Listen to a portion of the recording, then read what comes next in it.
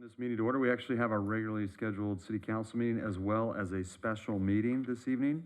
So we are opening both of those. This meeting is being conducted as a hybrid. Council is here on the dais and the public is in on Zoom. Chamber is currently closed to the public except for public communications and tonight's public hearing.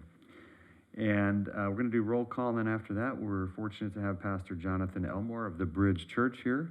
We'll do the invocation, and Council Member Nickel will lead us in the Pledge of Allegiance. So, Madam Clerk, would you please take a roll call? Absolutely. Councilmember Giroux. Here. Councilmember Nickel. Here. Councilmember Perstock. Here. Mayor Pro Tem Pimentel. Here. Mayor Boyles. Here. Thank you. Thank you, Madam Clerk. Okay, if we could all please rise.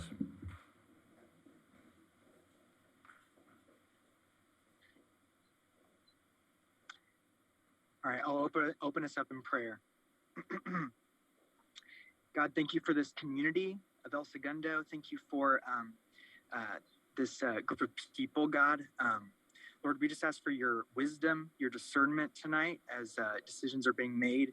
And Lord, we just pray for a covering to this community, to these families and these kids going back to school this January, God. And yeah, Lord, we just pray for a hedge of protection around them. But ultimately for tonight, Lord, we pray that you provide wisdom, your discernment, your knowledge for the best decisions to be made, God. In your name we pray, amen.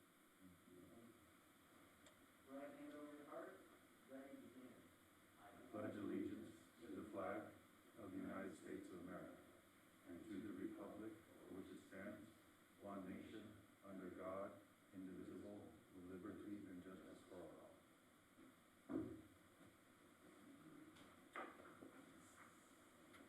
All right, thank you, Pastor Elmore, and thank you, Councilmember Nickel. We've got some presentations. First up, introduction of Police Chief Bermudez. Mr. Minnick. Mr. Mayor, members of the council, your new police chief, Jaime Bermudez, will walk in, and while he's coming up to the podium, we're making an exception to allow him in here with his face covering. I'm going to read a little bit about his background. Council, I know all of you know who he is in the background, but I thought it'd be nice for the audience at home to hear a little bit about him. It's important and a big deal in a community when a new police chief is appointed, and we'll do a formal badge pinning ceremony coming up later this month. But a little bit of background. Chief Bermudez has been with the El Segundo Police Department since June 1992. He's earned his stripes, put in his time. He started off as a police cadet while he was a student at Long Beach State University. Then in 1994, he was hired as a police officer, and he graduated from the Orange County Sheriff's Academy at the wise age of 21. So we got him very young, and he's had a tremendous career here. So he's worked his way up from police officer, and then he was promoted in 2002 to sergeant, did great work. There's a whole list of all the great things he's done. I don't have to read those. In 2009, he was promoted to lieutenant, excelled in that role. He was the East Area Commander. He also later was the commander of the Investigative Division. 2016, he was assigned to the Administrative Division, and he functioned as the city's, or the police department's public information officer. So a breadth of experience while he was coming up through the ranks. Then in 2018, he was promoted to police captain. There are two captains. He was one of the two, and he managed different bureaus and so on. Did very well, and then he was put into the interim police chief role in July of 2021 after former police chief Bill Whalen retired after a successful career. A little bit background, I mentioned Long Beach State, his master's degree from Chapman University, also a graduate of the Supervisory Leadership Institute, USC Public Policy Leadership Program, and a variety of other things written on the paper here. So he's done really good, impressive work. He's had a great career here, done a great job, and he's just getting started now in the ultimate leadership role. By way of his family, he's been married to Elaine, I'm sorry. Eileen or Elaine? Elaine. Elaine, I'm sorry. And they live in Redondo, two boys, one in college and one's a senior in high school. That's a little bit about the background of your new chief. I'm going to turn it over to Chief Bermudez. Well done. Thank you, sir.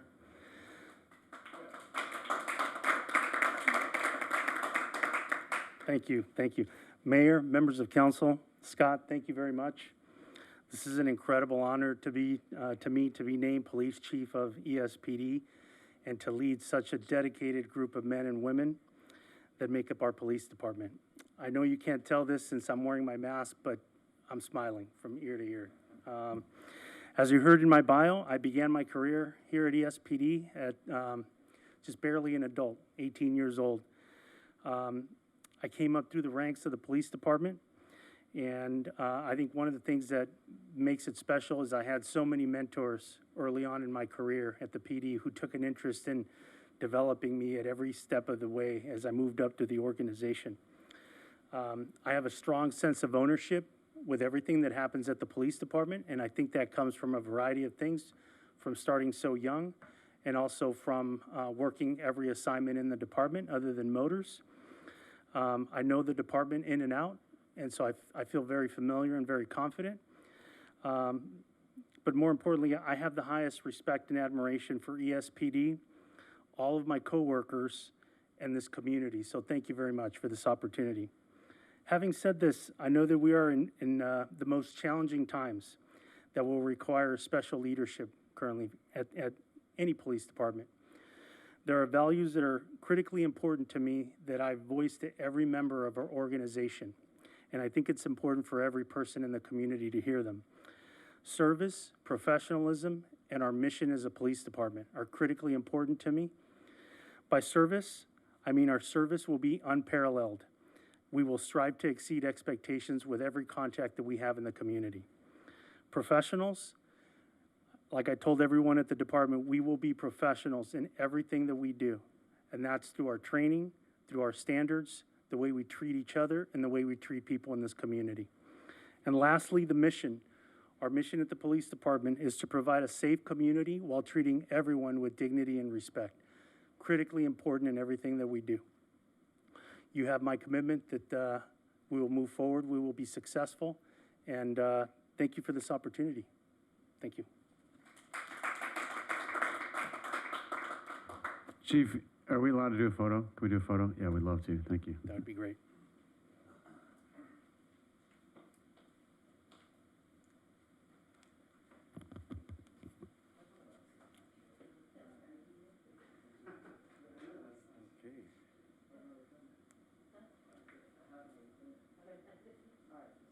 City Manager, would you like to join us, sir? Okay, very good.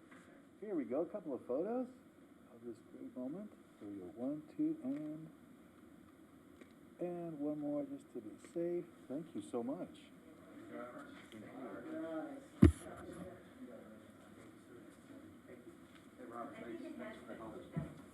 Thank you, Scott. That's good. I think it looks pretty cool. Thank you. Congratulations, Chief.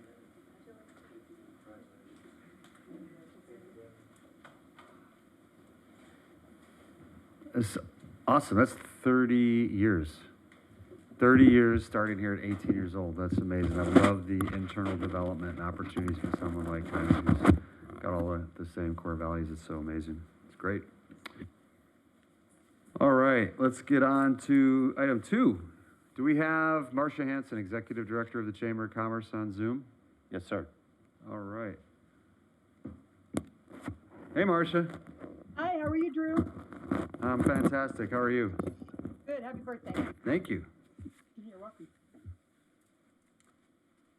All Can I right. go ahead? Yeah, please. I think, I don't know if Barbara's going to introduce you, but we're lucky to have Marcia Hanson. She's the Executive Director of the Chamber of Commerce, instrumental to the success of this town. So thanks for being here, Marcia. Take it away.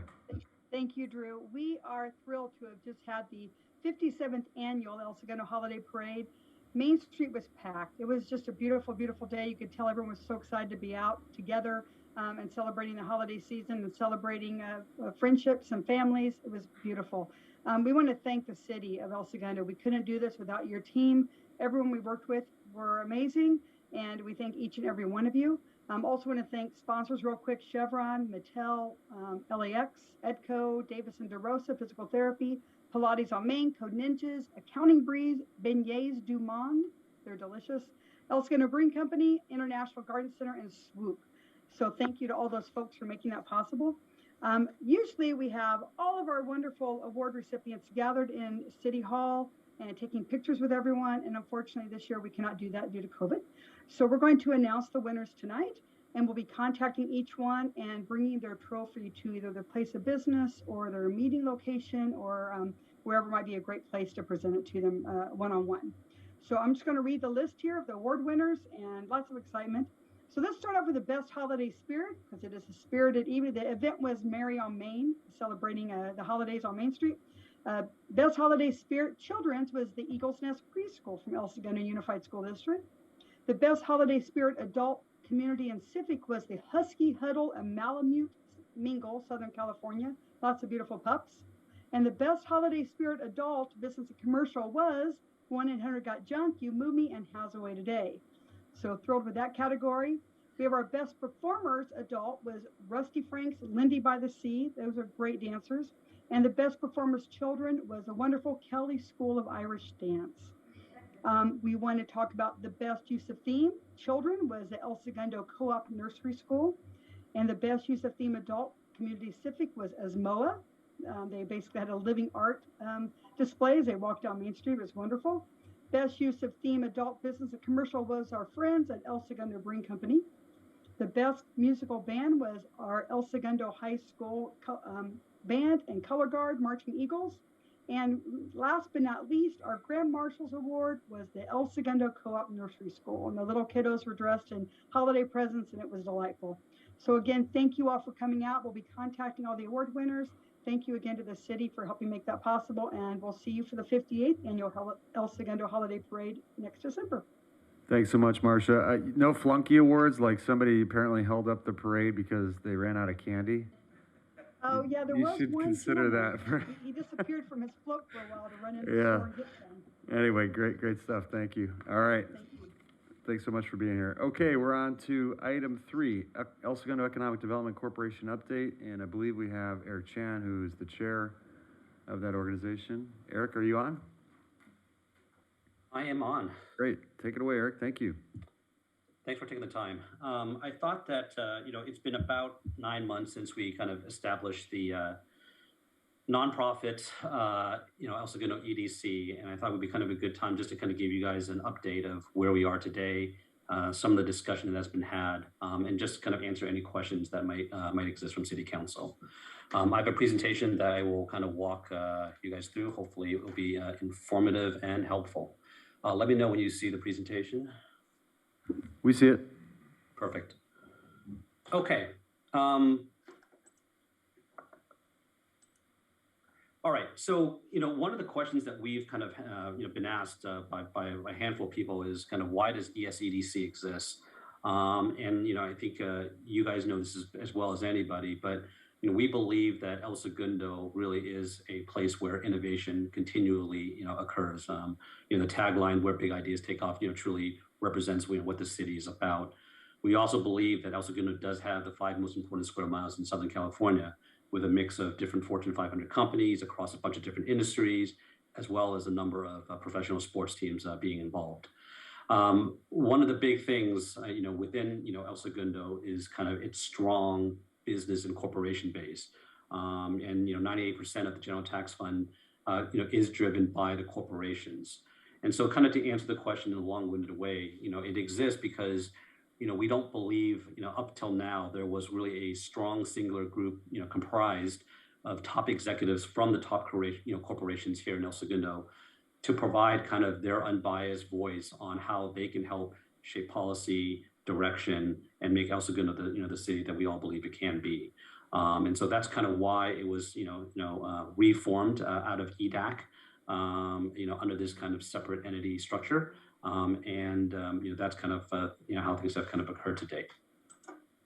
Our mission statement all along really has been focused on advancing the economic opportunity for El Segundo employers, as well as drive prosperity for the city of El Segundo in its entirety. That's how we've looked at a lot of the different topics and issues that we've kind of we'll discuss today from those two lenses, across these topics. Now, one of the big things that we did when we started this EDC is really forming it with the top executives. We wanted to make sure that their voices were heard and really are used to kind of drive and shape kind of how we actually act, behave, and think about, problems.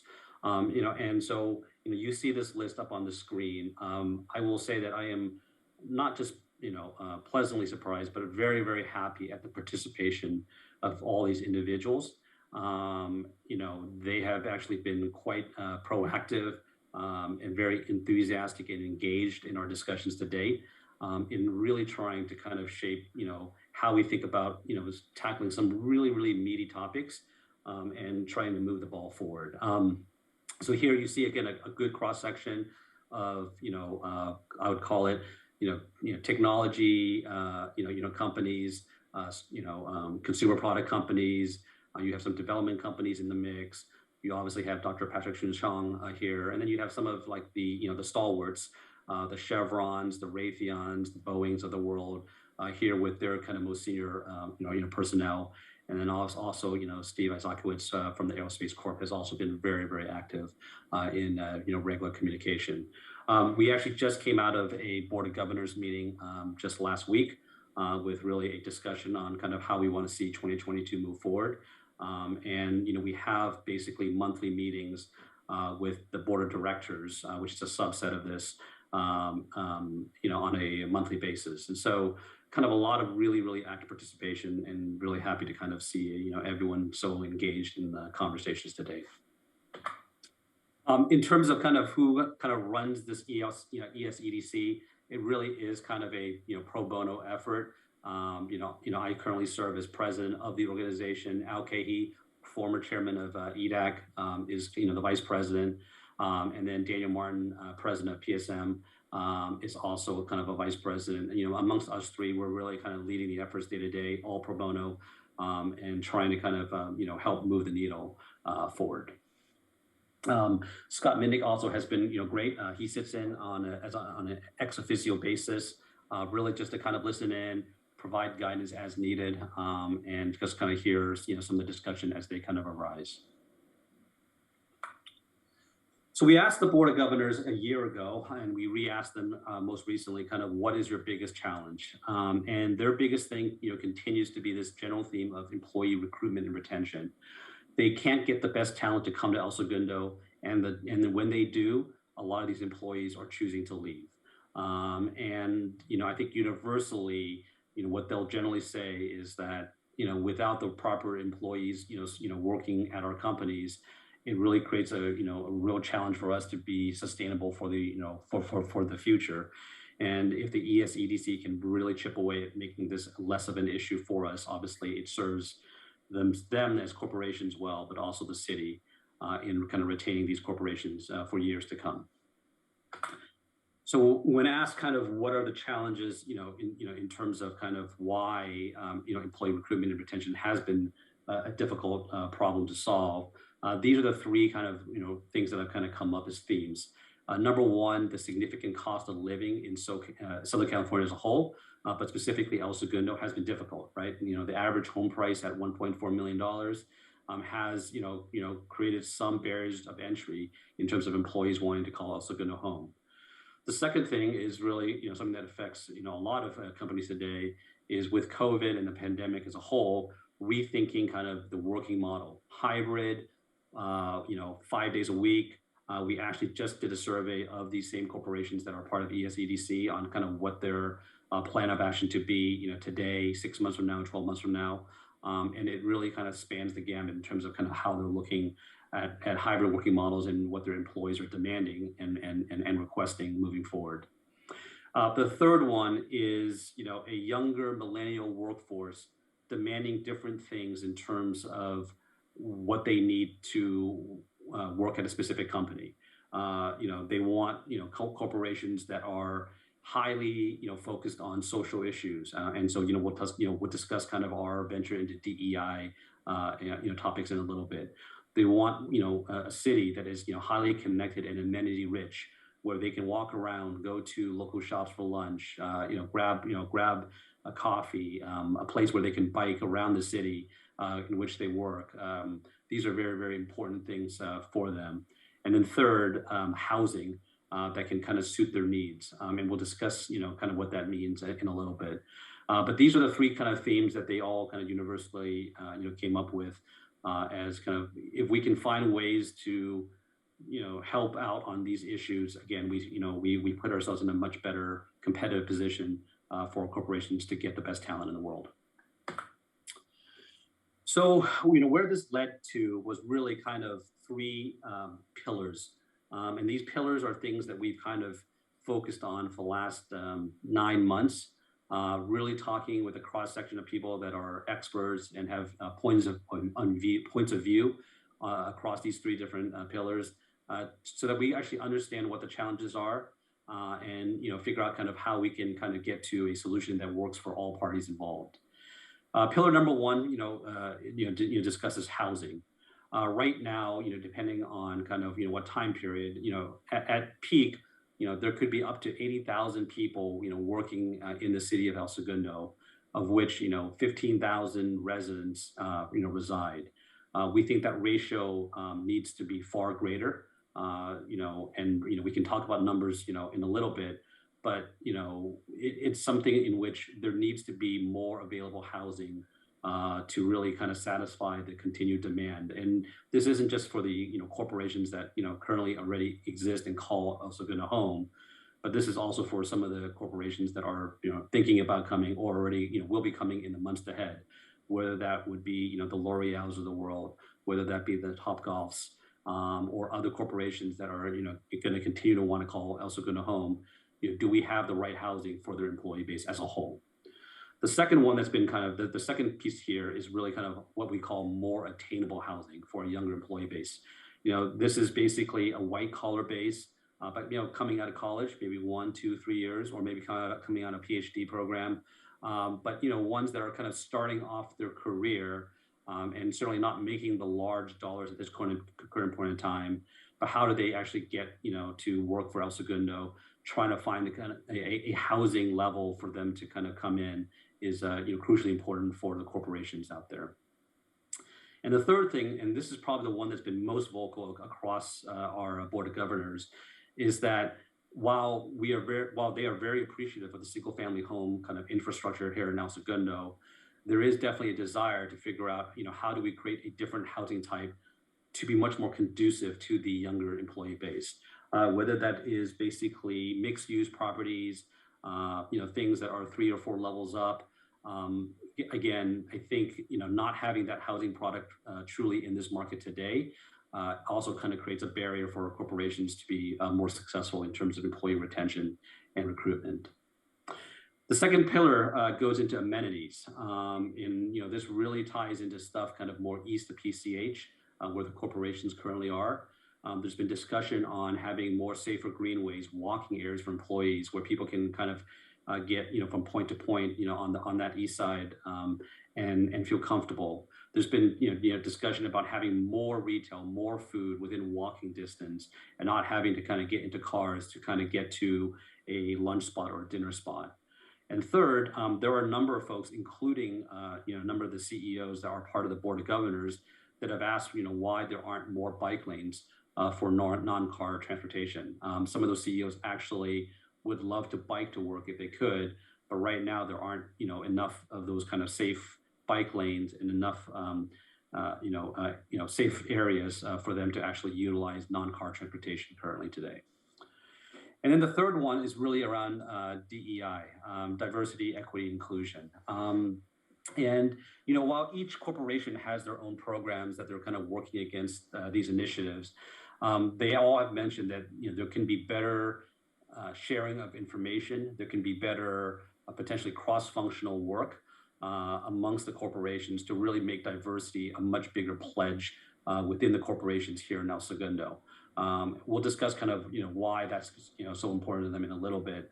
But, at a very, very broad level, the ability to actually recruit minority candidates, diverse candidates, are a key strategic part of a lot of these corporations. And, the question that's been asked is how can ESEDC help in conjunction, obviously, with the city, of El Segundo at large. So those are the 3 pillars that we've been really investigating for the last 9 months. We're going to do a quick deep dive on each one and then open up for questions. Why housing is important. I don't think we need to spend a lot of time on this. I think basically without housing, a lot of these corporations are losing out on getting the talent that they want. And we can discuss kind of the type of housing, where the housing should be, but the broad picture here is that if we can't really solve the housing gap for these corporations, we have heard from a number of them that they may not be able to call El Segundo home for an extended period of time. This problem may not be a problem for the next 1 or 2 years, but within a shorter period of time, it becomes an issue if they can't get the talent that they need. And they do strongly believe that the housing quantity and the type of housing is really important to kind of meet their goals.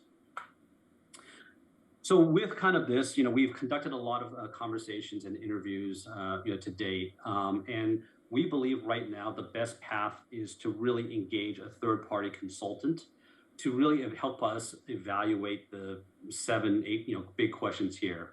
Because I think there's a lot of kind of, I won't say confusion, but there's a lot of questions as to what exactly is everybody asking for. And I think what we want to do is really get clarity on this and, really have data to back up a lot of the answers that we all kind of believe we want to get out of this.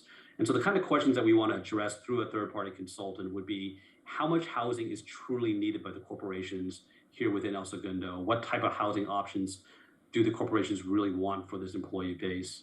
We want to answer the question on the sentiment of residents within El Segundo toward additional housing and be very conscious of kind of, obviously the residents that, that call El Segundo home. We will also want to be, really,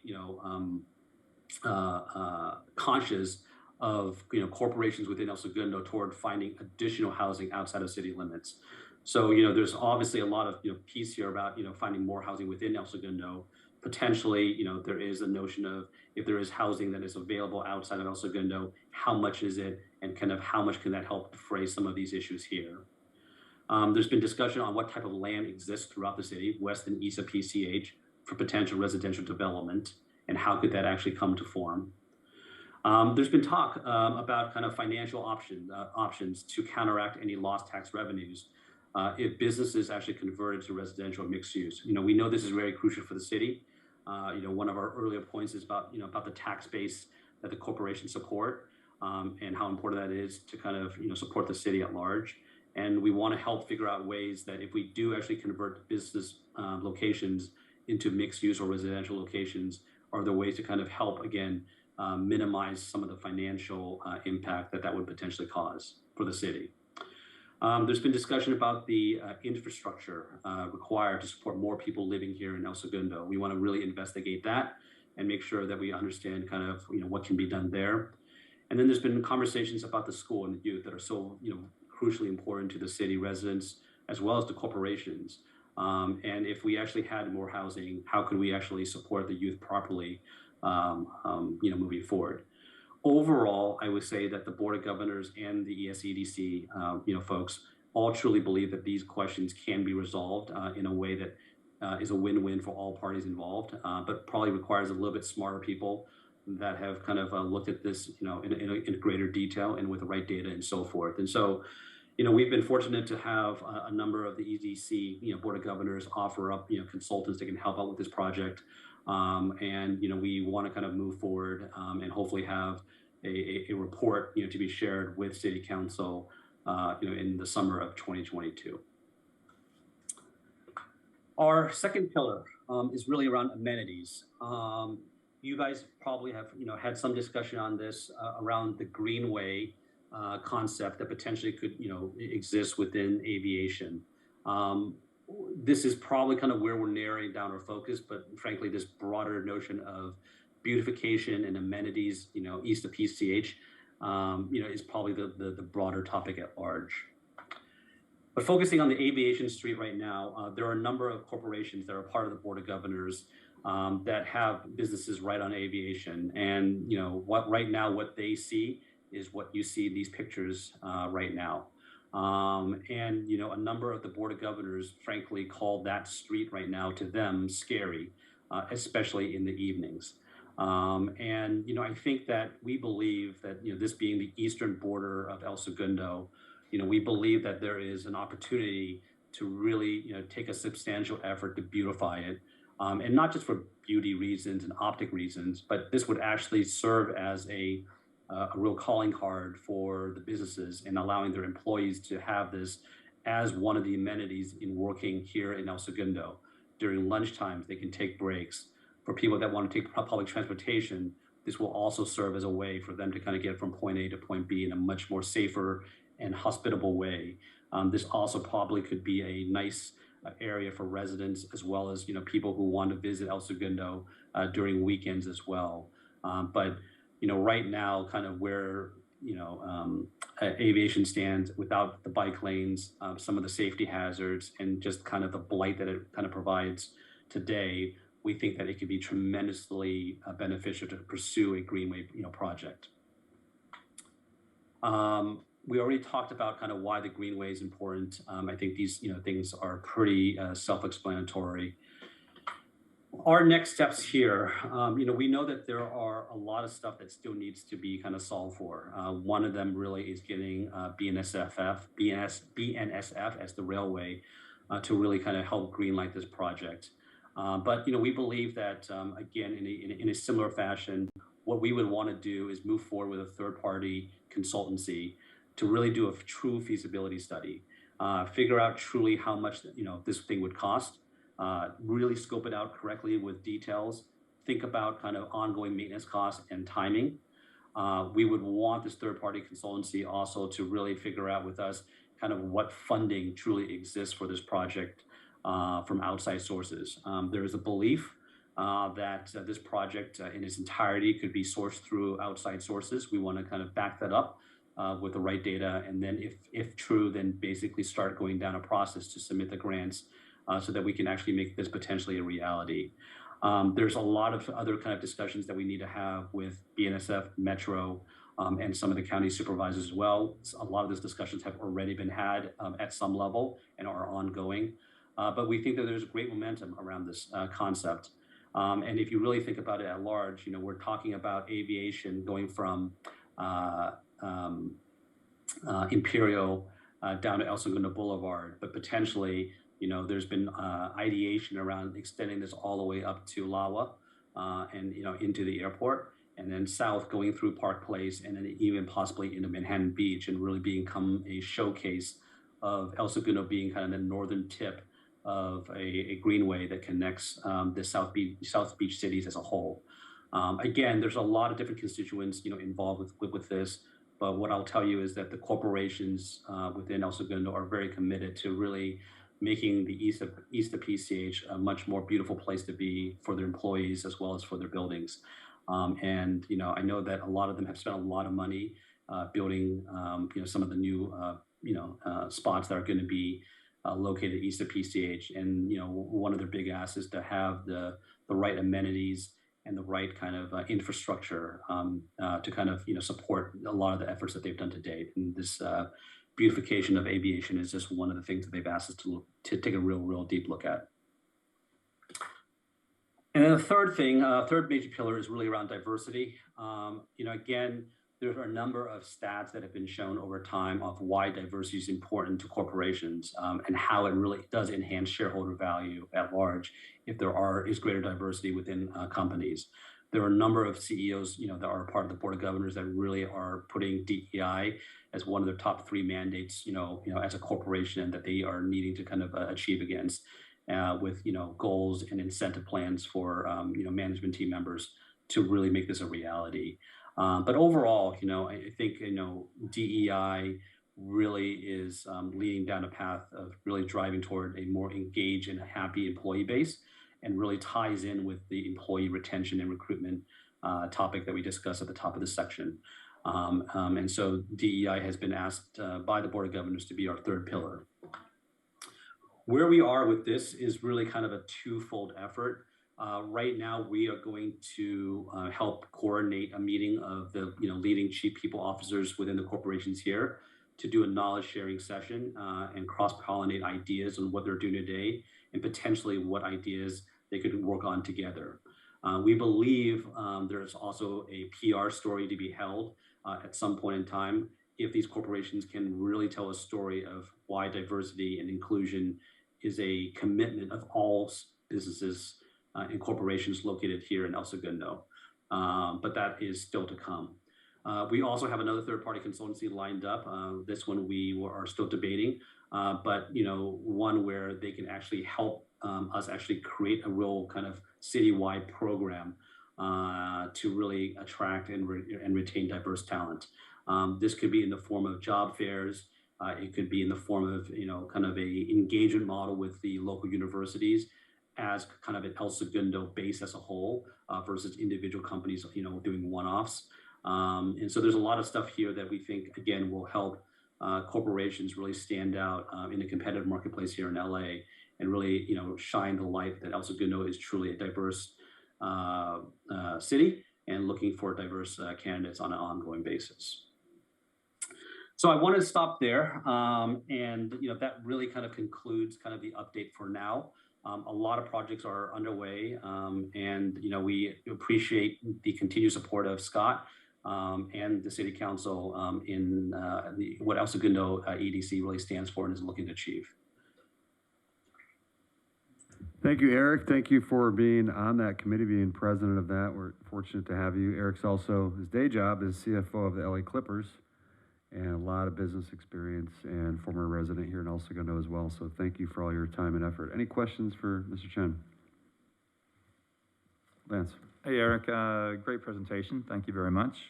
You mentioned a lot of third parties. So I guess my question is, I just want to make sure I understand, are these third-party services that you have, that you're currently vetting and looking to see what the cost of the third parties would be to study these individual things?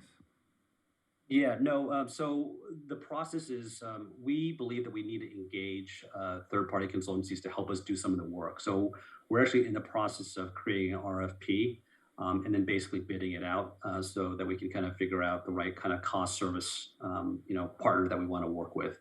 It may be the same one for both the housing as well as the amenities project. It may be two separate ones. The fortunate part is that we have the funding provided by the corporations as part of being the ESEDC to help fund these efforts. But that's kind of the process that we're kind of going through right now. Gotcha. So I know there's a lot of hot button issues in there that have happened from the past. But to be honest, I really do believe that it's probably time for us to actually see what the data actually shows us about what's possible, what's not, what we can do, what we can't, how would the tax revenues be affected, et cetera. I do believe as the city grows and evolves that we do need to actually have some hard data on what could be done and how it would affect positively and negatively the city. So I look forward to seeing it. Thank you. Appreciate it. Eric, Mr. Mayor, if I could just add one thing for the people at home. I think one of the advantages to this format with ESEDC as an independent entity is that because it is not a city chartered institution, it has a far freer hand to make recommendations than we did when we had EDAC. So I think that we look forward to seeing things because it's, to Councilmember Giroux's point, it gives you a far freer hand to look at all the possibilities and make recommendations for us to vet through. That's right. Thank you for clarifying, Mayor Pro Tem. Any other comments or questions? I think we're good. Thank you, Eric. Appreciate your time. Have a great evening. All right, next up we have LA Hyperion Sewage Treatment Wastewater Spill and Recovery Update with Mr. Sassoon, who is our Director of Public Works, and I'm sure he's coming on momentarily.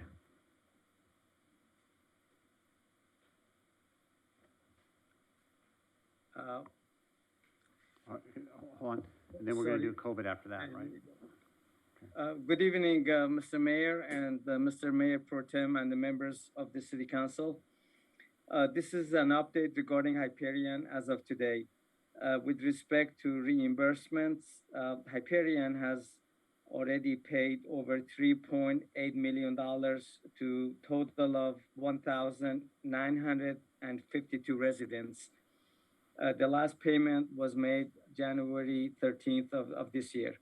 There has been a total of 3,179 checks issued. 54% went toward the air conditioning units and air purifiers, and the remaining, which is 40%, it went to pay for the hotel meals reimbursements. So far, Hyperion has processed 90% of the claims. With respect to the proposed Hyperion fence line air monitoring project, there is a delay for delivery of the 2 mobile trailers. At this time, these 2 mobile trailers are scheduled to be delivered by next month. Originally, they were going to deliver both of them this month, but there's been a delay. And consequently, this project will be completed by late next month or early March of this year. The 2 scrubber projects are already online and are in operation and working fine. With respect to the Hyperion odor complaint, for last 2 weeks, most of the days, AQMD received really no complaints. Only 4 days they received 1 complaint a day. And the spike really took place on January 5th with 6 complaints. And on January the 6th, they received 18 complaints. And we think the complaint had to do with the fact that clarifiers were not working properly. The next El Segundo Citizen Forum meeting, as I indicated in last briefing, is going to be held on January 20th this year at 6:00 p.m. And this meeting will be held virtual, and I'll be more than happy to answer any question you may have. Thank you, Mr. Sassoon. Any questions or comments from the dais? No. Okay, thank you so much. Appreciate it. Thanks for your diligence in this matter. Okay, next up we have the COVID-19 update with Chief Lee and Dr. Cohen. Good evening, Mayor, members of City Council. I'm Fire Chief Dina Lee. The COVID update will be given by Dr. Cohen tonight so that council and the community can hear his perspective on the pandemic. Dr. Cohen is the medical director for El Segundo Fire Department, also Torrance and Manhattan Beach Fire Departments. He also developed and acts as a medical director for the Nurse Practitioner Response Unit of the Beverly Hills Fire Department. He is a longstanding member of the LA County EMS Agency's Medical Advisory Committee. Clinically, he's an attending physician in the emergency department at Providence Mission Hospital in Mission Viejo, California. And Dr. Cohen is board certified in emergency medicine as well as emergency medical systems. Thank you, Dr. Cohen, for being here. No problem. Thank you for having me. And I actually feel almost bad about following the previous 2 speakers talking about forward movement and progress and things like that. And I get to be the guy talking about COVID. So obviously we're still in the middle of the pandemic and currently in the middle of the 5th wave. And this wave is a little different than prior ones due to more widespread vaccination of the population, as well as the fact that we're dealing with a different variant. Omicron has presented a new challenge to an exhausted populace and health system in that it is significantly more infectious than prior strains. Omicron also has immune evasion properties such that prior COVID and vaccination status does not offer the same protections from infection as prior variants. Fortunately, vaccination and vaccination to an enormous degree and prior infection to a limited degree do offer significant protection against severe disease, so less death, less complications, less hospitalizations, but less does not equal none. And again, even though there is less death and debility, the higher numbers of infected persons mean that there is still plenty of tragedy going around. 23,000 cases were reported in LA County today, and that doesn't include the home test cases that aren't reported to public health. Our hospitals locally, and my hospital specifically, are overwhelmed with sheer numbers of patients. Our staff in the ER and EMS are both exhausted from being on the front line relentlessly for the last 2 years. And with Omicron infecting so many people, including healthcare workers, it's caused staffing shortages that have added strain on the system. In El Segundo, the 2 closest receiving hospitals are Little Company, which just a couple days ago had 60 people in the waiting room with a nearly 20-hour wait. And the Marina Hospital, which routinely has ambulances lined up outside the ER for hours waiting to drop patients off. So hospital overcrowding is widespread, and it's led to institution of crisis standards of care in some places due to resource scarcity, which undoubtedly is going to impact both patient care as well as patient outcomes. So Omicron may be milder, but that doesn't mean that it isn't causing devastating effects on per patient and systemic levels. El Segundo has fared better than many communities. I believe that this is because of the coordinated response, and the incident management team has been proactive since the beginning, and I truly believe that it has prevented spread of disease among the El Segundo workforce and has saved lives. So I do want to thank each one of my colleagues on that team for their tireless work. So what about Omicron more specifically as we move forward? Again, the same basic rules still apply to preventing spread, consistent use of masks to prevent yourself from getting it, and as source control for preventing people from spreading it to others, especially when they don't realize that they may be infected. So that was one of the very first recommendations that came out and still remains one of the best. With Omicron specifically, it is much safer to be in, as the CDC recommends, sort of the most protective mask available, which really would be an N95 or a KN95 that is properly fitted, so it basically occludes and completely protects your mouth and nose. The gaiters and cloth masks and things like that, no longer recommended just because of the way that Omicron can be spread.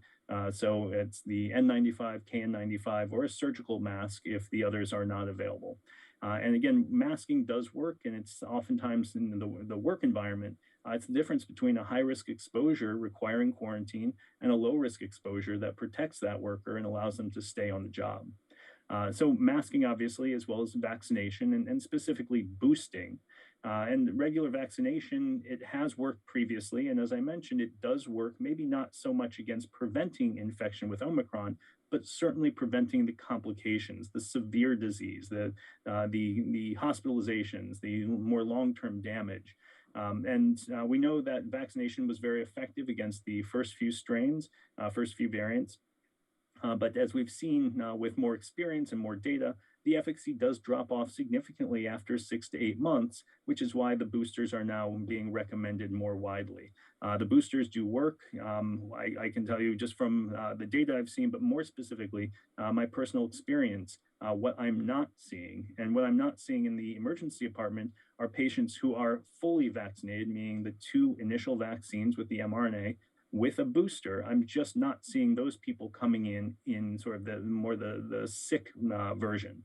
Some people are still coming in with sort of cough, cold, wanting to get tested, but the ones who are being admitted, the ones for sure who are going to the ICU, those tend to be the people who are either unvaccinated or partially vaccinated. So there's still a tremendous benefit to being vaccinated. And while it may not prevent the initial infection, it will prevent the severe infection and the complications. So the role of testing continues to be sort of a major issue. There's some suggestions that testing should be done sort of on a more regular basis, and the federal government's rolled out basically a program today to distribute free antigen testing to pretty much everybody with a website at covidtest.gov. So you can get those antigen tests, and they do work somewhat, but they don't work great in people without symptoms, and unfortunately don't work great on Omicron. So the gold standard remains the nucleic acid amplification tests, the PCR tests, where you can have 80 to 95% sensitivity. Antigen tests with people who are symptomatic are maybe only 50 to 80% sensitive, and really with being used as a screening tool for people who don't have symptoms, maybe as low as just 30% with Omicron, which is obviously less than a coin flip. So as a screening tool, it's a very crude one. It misses a large swath of true positives, and missing truly positive patients makes it a kind of a lousy screen. So testing, there's still a huge role for regular testing, but really being more vigilant about the awareness that you may be asymptomatic and carrying and wearing a mask and being careful is going to prevent transmission much more than just the regular testing.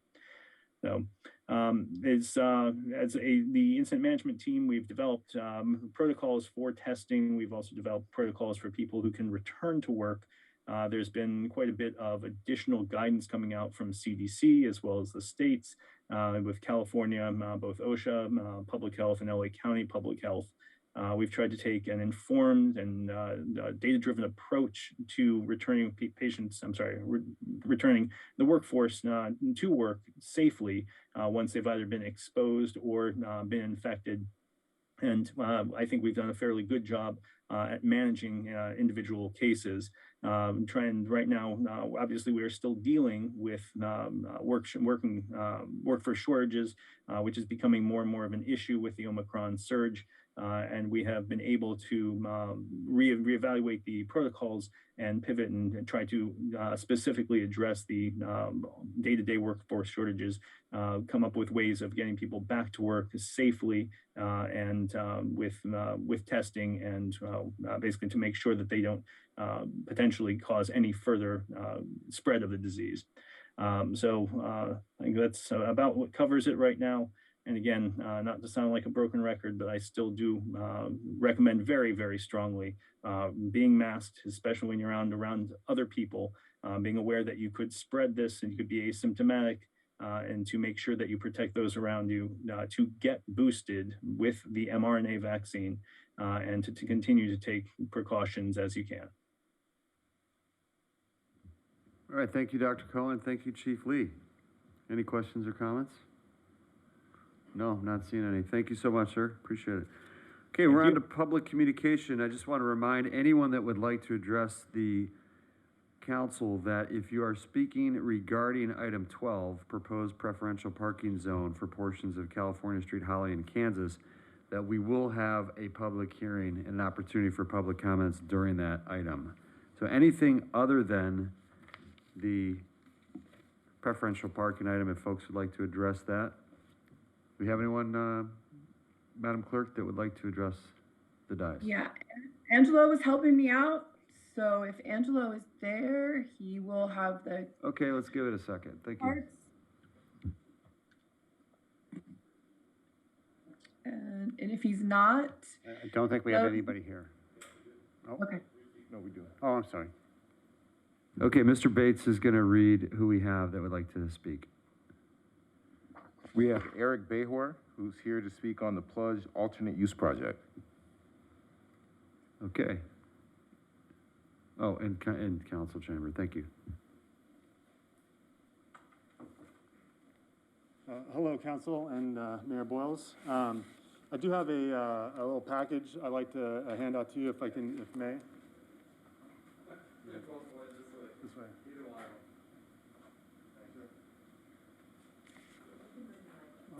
Thank you. Again, yeah, my name is Eric Behor. I am the founder of Left Point Development, a local El Segundo development company. And I'm here to talk to you guys about an alternate use project for the Plunge pool facility. Back in December, I reached out to the city and I met with Deputy City Manager Barbara Voss, as well as the Director of Public Works, Elias Sassoon, to provide some information in regards to this project. My company, Left Point Development, has been working on implementing a standing wave pool type facility that you can see a picture of on page 4 of the package, with our goal of building this facility here in El Segundo. It was brought to our attention that the plunge pool could potentially be a viable option for implementing this standing wave pool type machine. And so we've gone ahead and looked at the feasibility of doing so. I think bringing this into the city of El Segundo, while it's, first off, it's very much aligned with the vision statement of El Segundo being a global innovation leader, where big ideas take off. A project like this will provide significant benefit to the city, while at the same time meeting the expectations of the constituents and the users of the plunge pool. There's significant benefits in terms of truly helping honor the legacy of the plunge pool. I know that's one of the biggest considerations of the city. We believe that the best way to do that is to bring more people to the facility, and that this type of installation could help do so. It would also help bring outside people to the city, to come use this unique feature, which will also help subsequent businesses as well. We believe that the Plunge could be a very good venue for this, with the pool size working almost perfectly for the wave pool type machine, and that it could potentially help some of the issues that may be facing the city in regards to the current plan to renovate the Plunge as it stands now. We are aware that the city has just undergone the RFP process for the design package for renovating the pool.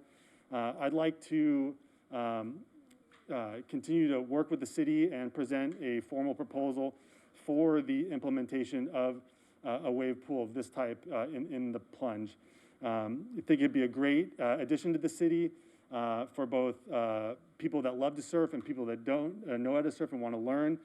Can be used by people of all ages and all abilities, and would be just an overall great addition to the city. Overall, we'd look to deliver the proposal to the city and then establish a partnership with the city in the renovation of the Plunge building itself and the implementation of the wave pool itself. Okay, thank you, Mr. Mayor, I appreciate it. Do you want to we'll make comments, I assume, when everyone's done with, I think we have 3 speakers. Thank you for your time, appreciate it. Have a good evening. Thank you guys, I appreciate it. Okay, Mr. Bates, who else do we have? Next up, we have Artie McEwen, who's here to speak on SB 9 and SB 10. Great, thank you.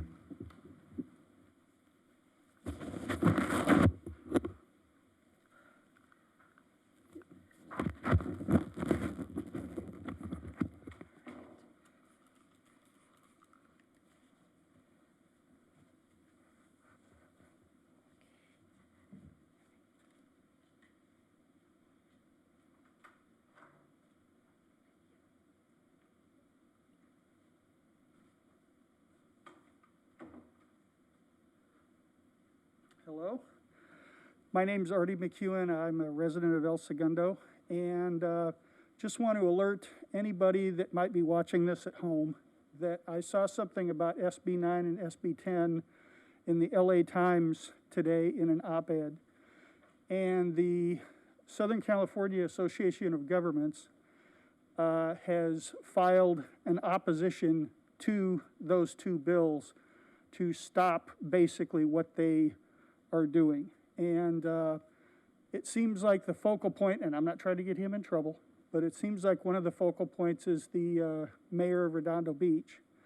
And so I can't advise anybody else what to do, but I plan on just writing an email to SCAG, Southern California Association of Governments, and the mayor, voicing my opinion on the motion, or whatever the technical term is, that they've filed to oppose these 2 bills. And I'm not trying to tell anybody else how to vote. I know how I feel about it. But if you're a single-family property owner and you're concerned about those 2 bills, here's your chance to voice your opinion one way or the other. It was on LATimes.com this afternoon. It was an op-ed. I don't know if it's still up or not. They cycle stuff pretty fast, but you could do a search and you could find it. That's all I got. Thank you, Mr. McEwen. Thank you for that. I actually sit on that council, the SCAG Regional Council. We voted to support Bill Brand's land initiative, which is a constitutional amendment that would give the cities the ability to overturn SB 9 and SB 10 if it gathers enough signatures to qualify for the ballot, which would be in November. Right. They didn't say what cities voted which way. Yeah.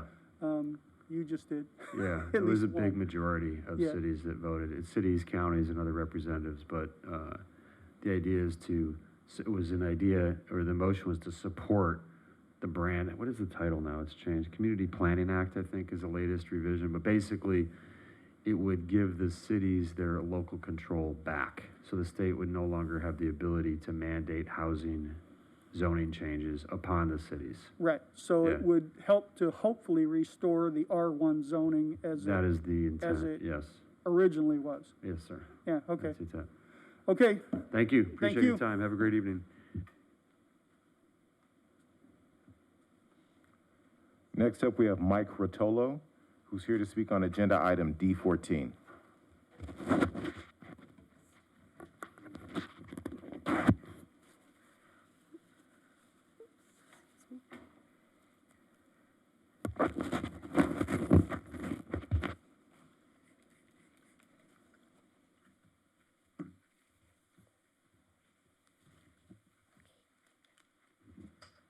Mr. Rotolo, it's great to see you. Thanks for being here. Thank you, Mr. Mayor. Hello, Mr. Mayor and council members. Thank you for the opportunity tonight. I'm here to speak in support of the process used by the CPAC, by knowledgeable and experienced citizens to analyze potential capital improvement projects and rank them in order of importance to our community. I've served on CPAC for most of the last 25 years, beginning in about 1996, except for some years while I was on Planning Commission and when I was heavily involved in scouting. I've seen council members, city managers, public works directors come and go over those years, and the one constant was CPAC.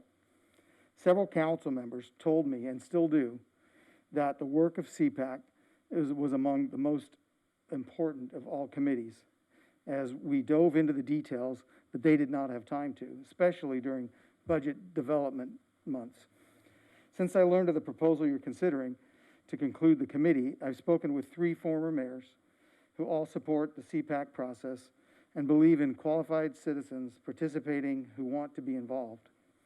I've served with the likes of Don Brand, Mike Dugan, and the late John Gaines, and others on CPAC who went on to be elected council members, getting a great training about capital improvement process through CPAC.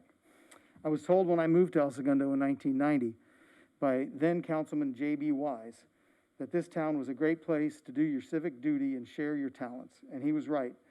That's one of the things that makes El Segundo different, is the opportunity to get involved and make a difference. Members of CPAC have been selected who are knowledgeable in public works, construction, and architecture, like myself, to bring up good questions for consideration, not only from their expertise, but also from a community standpoint. CPAC has been responsible for some other great things as well, like putting funding together for Fire Station number 2 over many years when everyone knew they couldn't afford it. The same thing with the Plunge, starting an aquatic fund. Citizens brought forth a plan to make a sewer connection at the parking lot at Main and Mariposa so that the youth could have their car washes. People brought forth to our committees their projects to correct stormwater problems on their streets, and then we got to see those projects come to fruition. So a lot of great things happened on that committee. We also ask Public Works Department to bring back projects to us that don't make sense and to streamline them and make them better. There have always been and always will be more projects to build than there's money to spend, and that's a given. The procedure that's been developed and refined over these years is an objective way to rank these projects and to help the council determine which ones to proceed with. Councils have not always followed the recommendation, and that's fine, but at least they can see the detail and understand what went into them to help them make a better decision. Over the years, projects such as water and sewer have been handed over to annual programs, so the number of projects that we review have been reduced. So typically we can get through all the projects in about 3 to 4, 2 to 3 hour meetings over a period of a couple weeks. This shouldn't burden staff, and staff also doesn't have the community mindset or experience as residents analyze these projects properly and don't see things, and they also don't see things the way residents do. The review process should be a collaborative effort with knowledgeable community members, a council subcommittee, or at least one council member, and a member of the business community. Mr. A.J. Paz served on this committee for many, many years, even before I came, and he was not a resident. He was a member of an employee of Northrop Grumman who handled their real estate and provided a voice of business. When he retired, that business seat wasn't refilled, but it could be. The scoring criteria used can be changed and modified and updated as it has in the past. Perhaps also council could meet with those analyzing the projects to provide some insight and anything they might have concerns about before the process are reviewed. So the process works. Please don't discard it. Please also don't be short-sighted and take the voice away from your constituents, and don't ask people who are knowledgeable in finance to make decisions about projects that have to do with more than just money. That would be like asking someone like me, who has experience in construction and public works, to sit on a finance committee. I just don't have the expertise for that. So it's your responsibility as our elected officials to spend this money judiciously, and I believe that the CPAC project and that analysis in some way should be maintained with an eye from the community. Thank you for your time. Thank you, sir. Mhm. All right, is that it, Mr. Bates? Okay, thanks, Portland. So, Scott, any comments? We need to check in and see if there's anybody on Zoom that has comments. We have Jerome Scott. Mr. Scott, are you here to speak on general comments or here for public hearing? Whoops, sorry. Let's. Yeah.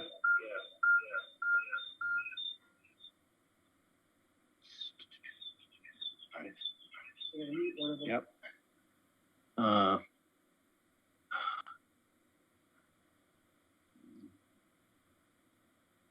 Let's try this again. Let's see, all day.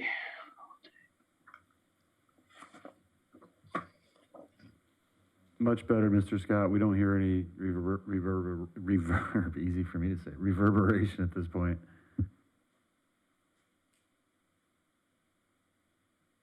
Can you hear me now?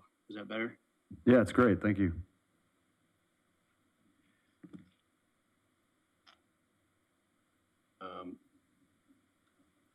I don't see that it being heard. We can hear you. Do you have your audio? Mr. Scott, you're just on audio. Okay, hang on. Shoot. I'm gonna.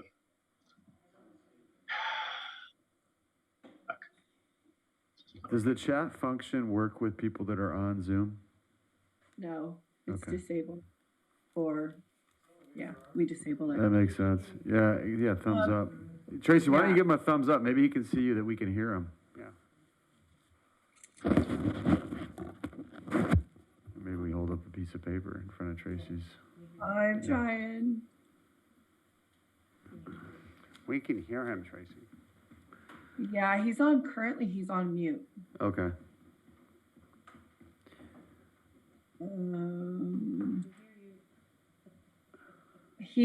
I believe he thought we couldn't hear him, but we could. We just can't see them. We've never done this before, but can we revisit public comments in a little bit? Sure. If Scott would like to make his comments, and then we'll see if Mr. Scott comes back. Okay, and then could we revisit those like after consent? Is there Yeah. Okay, great. Anytime Okay. you like, let me know. All right, Mr. Minnick. Mr. Mayor, members of the council, you had 3 speakers. The first speaker. Well, I'm sorry. To the extent they want to just comment on any matters on consent, it really needs to happen before consent, because they have to have the ability to address council before. Okay, Mark, we'll check after procedural motions. I believe this person, having previously served on CPAC, would probably like to address that topic. But anyway, let's go to Mr. Mitnick. We'll come back to that. Thank you, sir. Okay, Mr. Mayor, members of the council, the first speaker had some comments with respect to an alternative use for the Plunge. As a reminder, council has given staff direction to go out and solicit proposals to design the project. That's coming to you on March 1st. So if council is interested in going in a different direction, you'd have to direct staff to do so.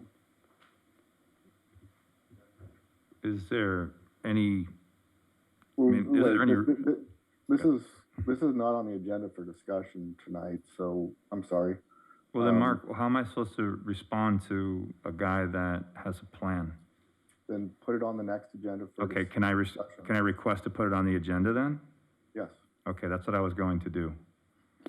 I'm just saying, look, as long as it doesn't hold up the process of what we're already doing, the guy probably already has some kind of presentation ready. Does it hurt us to be able to see the presentation?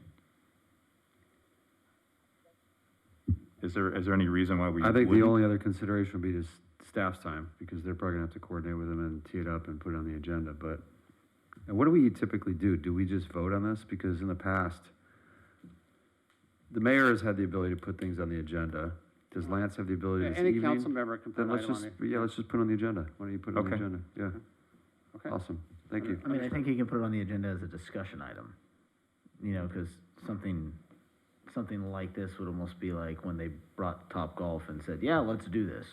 And then everything exploded and nope, you need to go through the proper process, we need to put Yeah, out good point. It's a big dialogue. RFPs, so on and so forth. So it can be a discussion item. That's fine. Yeah, but I don't think it can be an actionable item.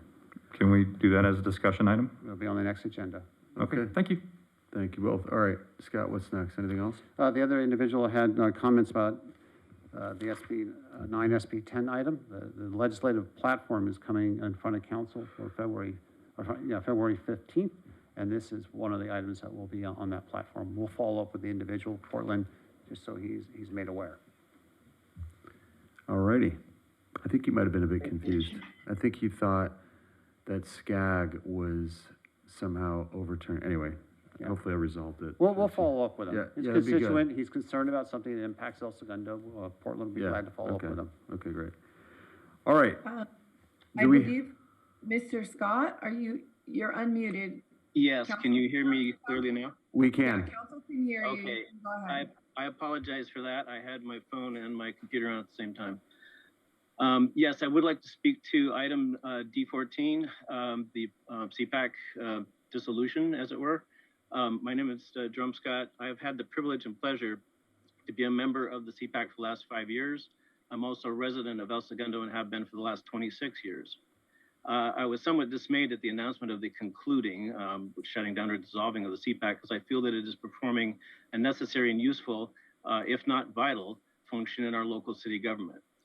You may feel that this is purely self-interest, as I've been a member for a while. However, let me explain my reasons. First, this is not one of the boards the members get a stipend for. We are all volunteers. The city paid for the occasional pizza for some of the later evening sessions, but that is all we were ever offered, and it would not really have made a difference to us. We would have showed up anyway. My point here is that we are ordinary citizens, some with more experience in construction and long-term project planning than others, but all with a deep interest in the quality of life in our city. We most recently had a contractor, an architect, a scoutmaster, and several householders, all long-term residents with a vested interest in the city and the quality of life we all enjoy here. Second, the reason for this dissolution action is, I'm now reading from page 115 of the staff report, use of this type of citizens committee is not widely used and involves an extra layer of staff work and logistical challenges for staff when preparing the citywide budget. But let me break that down. It seems to completely contradict the mission statement and vision statements proudly printed on the cover page, to wit, be a global innovation leader where big ideas take off while maintaining our unique small town character. Staff states that this committee was set up in 1991 to assist staff in review of proposed annual capital improvement budget. The committee members are there in an unpaid supportive role. We are not adding an extra layer of staff work. The work done by staff, public works mostly in this case, would have had to be done anyway in order to present these items to the council. The committee's review puts an additional sets of eyes on it, eyes with the general public's needs and desires foremost, and balancing that against the monies we are told are available. Someone back in 1991 convinced the then city council that this citizen involvement in the civic government structure was a good idea, and I agree with them. My fear is that folding this function into a committee focused solely on budget and finance will lose the essential layer of citizen level input. The finance committee members will not have the objective citizen's view or the specific construction and design experience of some members of the committee to rely on. Finally, the CPAC met a maximum of, on average, 3 or 4 times a year for about 2 or 3 hours each. I don't know how Public Works billed this time, but they are salaried. Everyone else there was volunteering their time. I can't imagine this as a budget buster line item. Compared to the cost, the benefits were substantial. The committee regularly made creative suggestions on how to reduce total costs and prioritize expenses in ways that would maximize quality of life.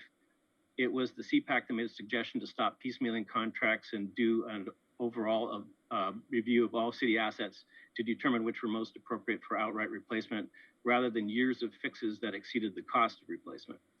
City Council agreed the study was done, and the city now has a blueprint to move forward on. Third, the staff report concludes by saying that the combining the CPAC and the Finance Committee would allow the City Council to have a more direct role in the development and review of the city's capital improvement program budget. My understanding is that the CPAC recommendations are just that, and that City Council is free to take them or leave them or change them as desired. So a more direct role is not going to happen. What will happen is that the invaluable citizen insight currently injected into the process by CPAC will vanish, and the City Council and Finance Committee will be left without a check and balance on their long-range financial decisions. The current system with CPAC in place is a much more civil, progressive, and innovative solution. I'm not saying it can't be changed, but it should not be phased out with some equivalent replacement. Thank you for your time. Thank you, Mr. Scott. I'm glad we got the technology issue resolved. Appreciate your time. All right, anyone else on Zoom? Doesn't look like I do it. not, No I one do else? not, yeah, I do not see any other hands raised. No one We're else in good. chamber, Mr. Bates? That's it. Okay. That concludes public comments. Thank you. All right. We're on to procedural motions. Item A, reading all ordinances and resolutions on the agenda by title only. Would someone like to make a motion to do so? Read all ordinances and resolutions by title only. Giroux, so moved. Thank you. Do you have a second? Pimentel, second. Okay, Mr. Pimentel, thank you. Madam Clerk, would you please take a voice vote? Absolutely. Sorry. Councilmember Giroux? Yes. Councilmember Nichol? Aye. Councilmember Perstuck? Yes. Mayor Pro Tem Pimentel? Yes. Mayor Boyles? Yes. 5-0.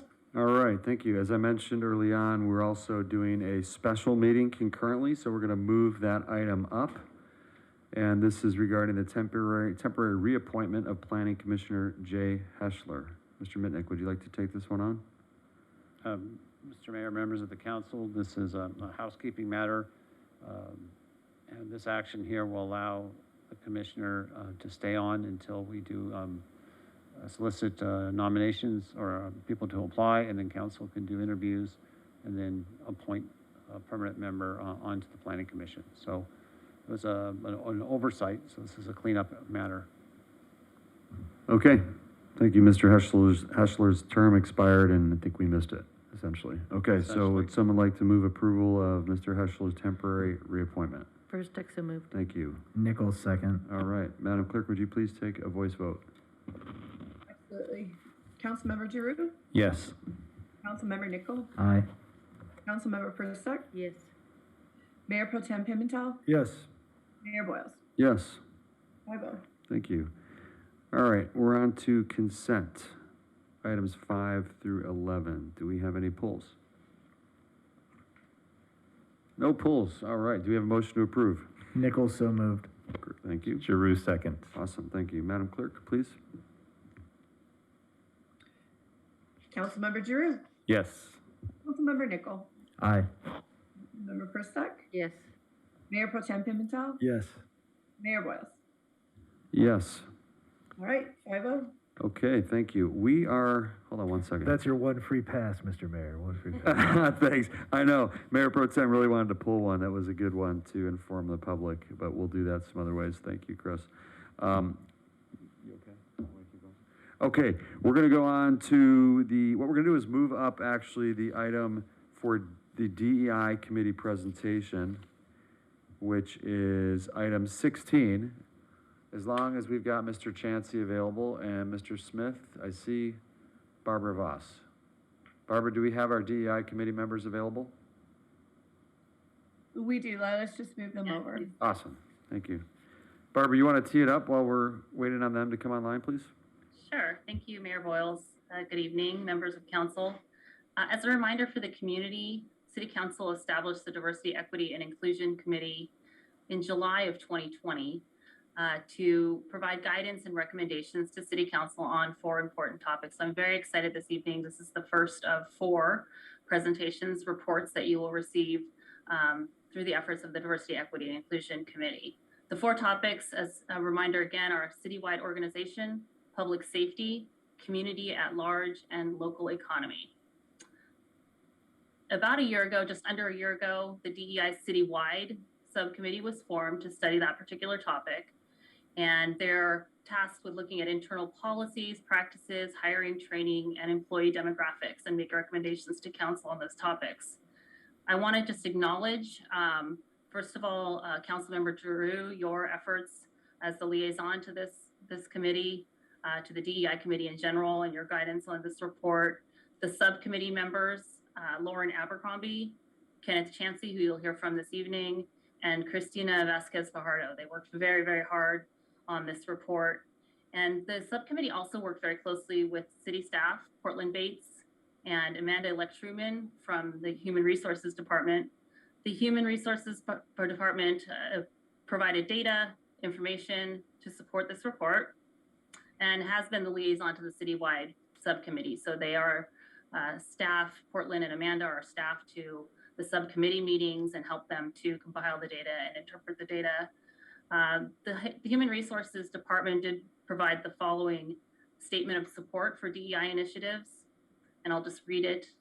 The Human Resources Department is committed to supporting diversity, equity, and inclusion initiatives for all City of El Segundo employees through continuous efforts to build and sustain an environment that values diversity, welcomes opportunities to engage and understand others, and fosters a sense of belonging.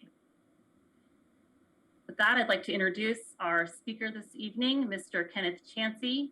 He is the Vice Chair and has been from the beginning the Vice Chair of the Diversity and Equity and Inclusion Committee. And he's here tonight to present the citywide organization report. Go ahead, Kenny. Thank you so much, Barbara, and hello, members of council, Mayor Pro Tem, Mr. Mayor. It's such a pleasure to be here today. I'll go ahead and get the presentation up on the screen for us here today. I just wanted to start with acknowledging my DEI colleagues, Christina, Christabel, Lauren, Woody, our former chair, Shad, and our current chair, Avery. I also would be remiss if I didn't acknowledge Jaime Bermudez, acknowledging him today as the city's Latino police chief. Again, representation matters. That's what we're here to talk about today. But his pinning also highlights the upward economic mobility within the city workforce, which is also important when we talk about diversification. I want to acknowledge Fire Chief Dina Lee, the first female fire chief in the city history. Again, representation matters. I live by multiple schools here on Center Street. And as little girls see their police chief and their fire chief and people of color see our folks and our leaders, knowing that there's representation amongst our leadership. So I also want to thank Amanda, our HR manager, and the city managers team for their help putting this report together. And then thank you all for the creation of our first DEI committee in the South Bay. The city is leading by example in more ways than one, blazing the trail for our regional neighbors to follow. So first and foremost on our agenda today, acknowledgements, which you all have already heard. We're going to go over an overview of our efforts in 2021 and our key takeaways from those efforts. What is our progress to date? We're going to talk about some of the demographic review and key findings for our city workforce and our residential population, offer some recommendations for the city council, and then conclude us out and talk about some of our next steps here in 2022. Council, feel free to stop me at any time if you have any questions as well. So first and foremost, what is our 2021 areas of focus for the citywide organization subcommittee? First and foremost, we wanted to prepare a DEI statement and publish a DEI statement. Thank you, Barbara, for reading that aloud. Secondly, we wanted to evaluate our municipal diversity, recruitment, hiring, and retention efforts. We also wanted to look at, within the city infrastructure, staff and volunteer training, making sure that those DEI trainings are embedded in our staff, our city culture, while also building employee culture building. We wanted to review future internships and connecting to other organizations, and then also secure membership with the Government Alliance on Race Equity. That's GARE, which you'll often hear us talking about with Portland. And by us, I mean the citywide subcommittee. So what are our key takeaways? Improved data gathering. Basically, exploring and gathering key employee data and insights are critical to understanding endemic issues and advancing the city's internal DEI initiatives. The citywide organization can continue to take advantage of its GARE membership to create an informal DEI consortium with and learn from other cities. We also wanted to implement routine workplace surveys, adding relevant DEI-related questions to the upcoming employee engagement survey to gauge workplace appreciation, quality, and other suggested areas of improvement. We also wanted to evaluate if optional self-identification metrics can be included in the survey. So what are the race and ethnicity, gender, disability status, military status, commuter status, all to evaluate wellness across different groups. Lastly, we wanted to ask that you sponsor immersive cultural experiences. So consider budgeting for DEI-specific internal programs, for example, training and professional development, affinity groups, employee engagement activities, cultural celebrations within the next city budgeting cycle. So what is our progress to date? The progress for the 12 items, which derive from the committee's 2021 areas of focus, are broken down both on screen and in the report relative to this item on the agenda. So what's been completed? We've reviewed the 2021 employee and resident demographics. The city has hired an HR manager with DEI experience. Thank you, Amanda, for everything you bring to the table. We've reviewed our recruitment strategies, specifically looking at our advertising and marketing of positions when they're made available within the city. We've developed and shared a DEI statement, and we've secured a GARE membership. There are a number of efforts that also remain ongoing. They include a review of the employee handbook, a review of DEI-related hiring and retention practices, a review of the employee harassment policy, also a review of future internship collaborations. One partner who recently engaged with the DEI committee has a unique lens on DEI. They sponsor internships for neurodiverse young adults as they prepare for life beyond high school. Also internal diversity training for city personnel.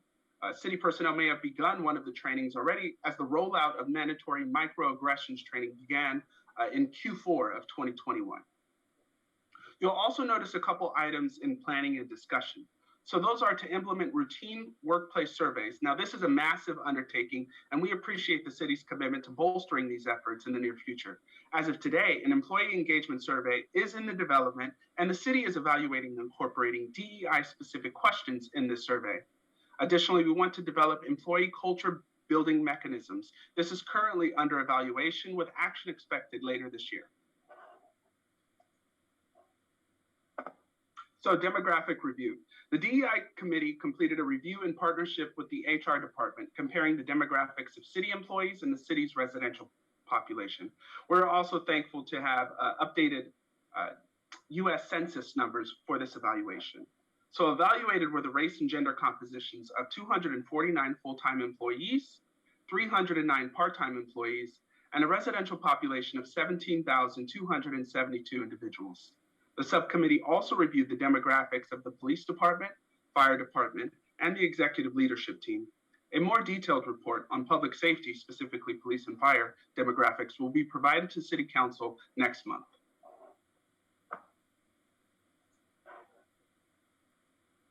So I'm not going to talk during these charts. I just wanted to give City Council and residents at home an opportunity to just view the numbers, and I'll review the narrative after 3 slides of charts. So I'll take about 30 seconds on each slide and let you digest the numbers and the populations. Notice the trends. Notice where there's a lack of representation within the city workforce. Also notice where the representation exceeds the resident population. And I'll get more into those when I review the key findings. So the chart here before you today reviews all of the employees across the city, as well as the resident population. On the next slide, you'll see evaluated were city leadership and non-sworn personnel. And a breakdown of the chart is provided.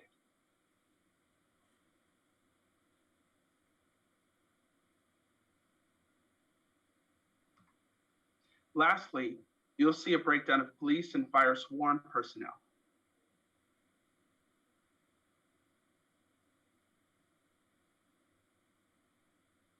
So what were some of the key findings and takeaway in these charts? So the city's overall population is 38% minority or non-white. The overall city workforce for all departments is more diverse than the community it serves, with 46.4% of all full-time and part-time employees falling into the minority non-white demographic categories. When separating out our sworn public safety employees, the overall city workforce is notably more diverse in the community it serves, with 53.8% of the full-time employees falling into the minority non-white demographic categories. The police department's sworn employee workforce is almost as diverse as the community it serves, with 35% of all full-time employees falling into the minority, non-white demographic categories. The fire department's sworn employee workforce is less diverse in the community it serves, with only 14.3% of all full-time employees falling into the minority, non-white demographic categories.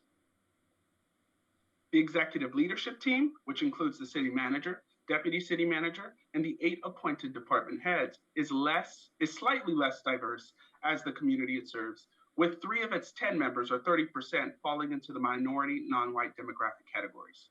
4 members of your executive leadership team are female. The department heads, we're talking about your fire chief, police chief, your chief financial officer, development services director, public works director, human resources director, community services director, and information technology director are reflective of the community they serve. Kenneth, I think you're stuck on a slide here. Do you have the next one coming? Oh, I am so sorry, and I do apologize for that. Those are numbers are here. With 3 of the 8 department heads, or 38%, falling into the minority, non-white demographic categories. 3 of 8 of the department heads are also female. Now, 31%, or 1 in 3 of the city's full-time workforce, and 16%, 1 in 6 of the city's part-time workforce, identifies as Hispanic or Latinx. 9.2% of the city's full-time and part-time workforce identifies as Asian, and 5.6% of the city's full-time workforce and 9% of the city's part-time workforce identifies as African American. Now, you see the numbers, there's a lot of pros and cons. When we really evaluate the numbers, this goes into recommendations. So I just want to say, as you evaluate the charts, there are pros and cons. There's obviously areas for improvement, but there's areas to be proud of. So as a whole, there are definitely departments we can focus on. We see one of the trends across Southern California is within fire, the lack of African-American firefighters. So we know that there are areas that we can focus on, and the DEI subcommittee on the citywide organization is happy to partner with the city to help identify some efforts to help recruit talent in some of these areas.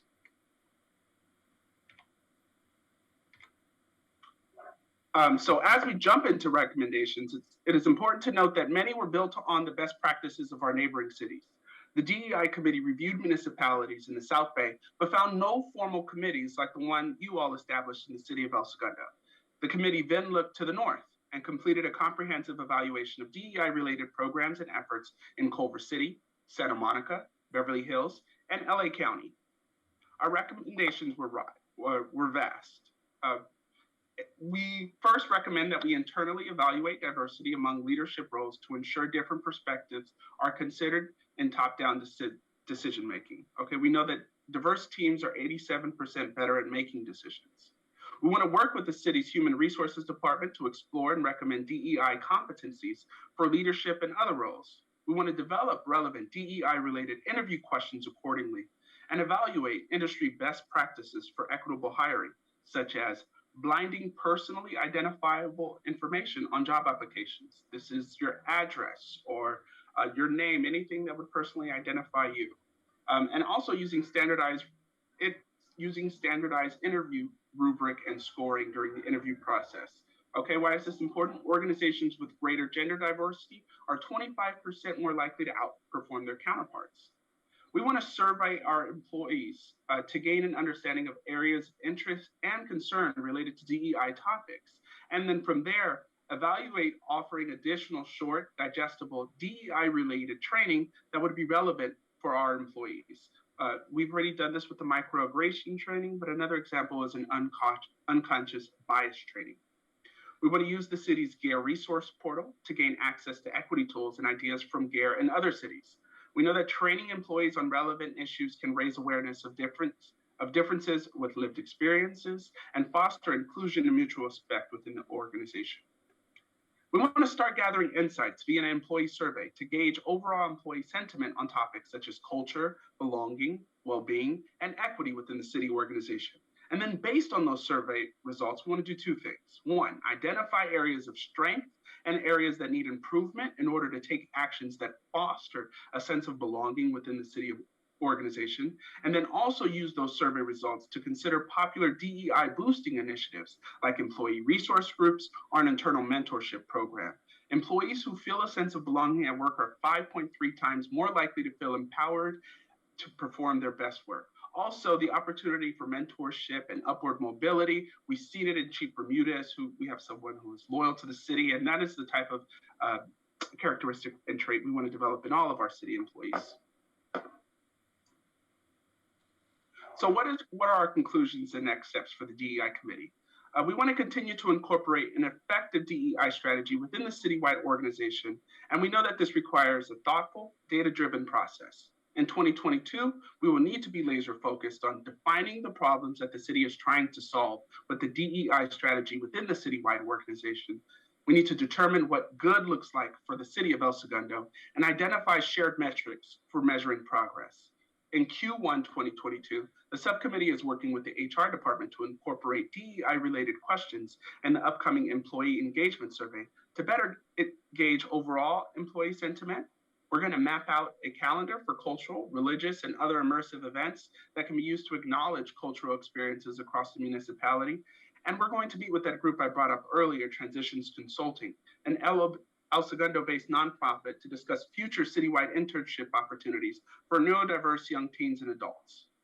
The organization has already had a success story with this organization with a young adult who interned at the El Segundo Public Library last year. And with that, members across the dais, I am available for questions if there are any. Thank you for your time today during today's presentation. Thank you, Mr. Chansey, and really appreciate your time and your effort on this committee. Yeah, Mr. Drew. Kenneth, great presentation. You know, I'm really proud of what you have all done in this past year. You know, one of the things when we first formed this committee is that there was a lot of, I think, misconception about what it is that we actually wanted you to do. You know, the unknown, changes like that, especially with what was going on at the time. And really what we tasked you with was to essentially do an internal audit of what our practices are. So take a look at what we have, take a look at what we do well, take a look at what we needed some help or some improvement on, and then provide recommendations. And I think you've done a great job at doing that, and I really look forward to the next presentations that you have forthcoming. One question I do have for you though is when this data and metrics became available, when you looked through them as a committee, were you surprised with what you saw? Yes, I can only speak for myself. I was surprised. There were a number of areas that I felt that the city far exceeded my expectations. Specifically, if you look at the full-time and part-time workforce, we're really diverse, having 1 in 3 of our full-time workforce employees being Latin and Latinx. And this opens us up to a number of areas where we can enhance diversification when we look at even access to be able to speak English and Spanish. And this new city workforce, especially being in Los Angeles, that stood out to me, as well as having appointed the first female fire chief. We have 3 female fire personnel, all in leadership position in our fire department. And we know that is very unique. There's a story in the LA Times about our city to the north, our neighboring city, who also appointed a female fire chief in our, you know, we did it first. So there were a lot to be proud of. And then there's also areas to grow. In the fire department, we have no African Americans. And I think that it's important that we have representation in the fire department, especially as a Black individual myself. There are areas in police where beautiful diversifications have went on, and our community resource officers that is stationed in our school is a female. So when I talked about our children going to school and seeing a female fire chief and female officers, they know that these careers are not out of reach for them as they grow up in the community. So lots of surprises, but both good and bad, and areas to improve, I think, is most importantly as we continue to go forward. All right, thank you very much, Kenneth. Any other comments or questions? All right, thank you very much. Very comprehensive. Much appreciated. Good seeing you, Kenny. All right, we are on to, let's see here.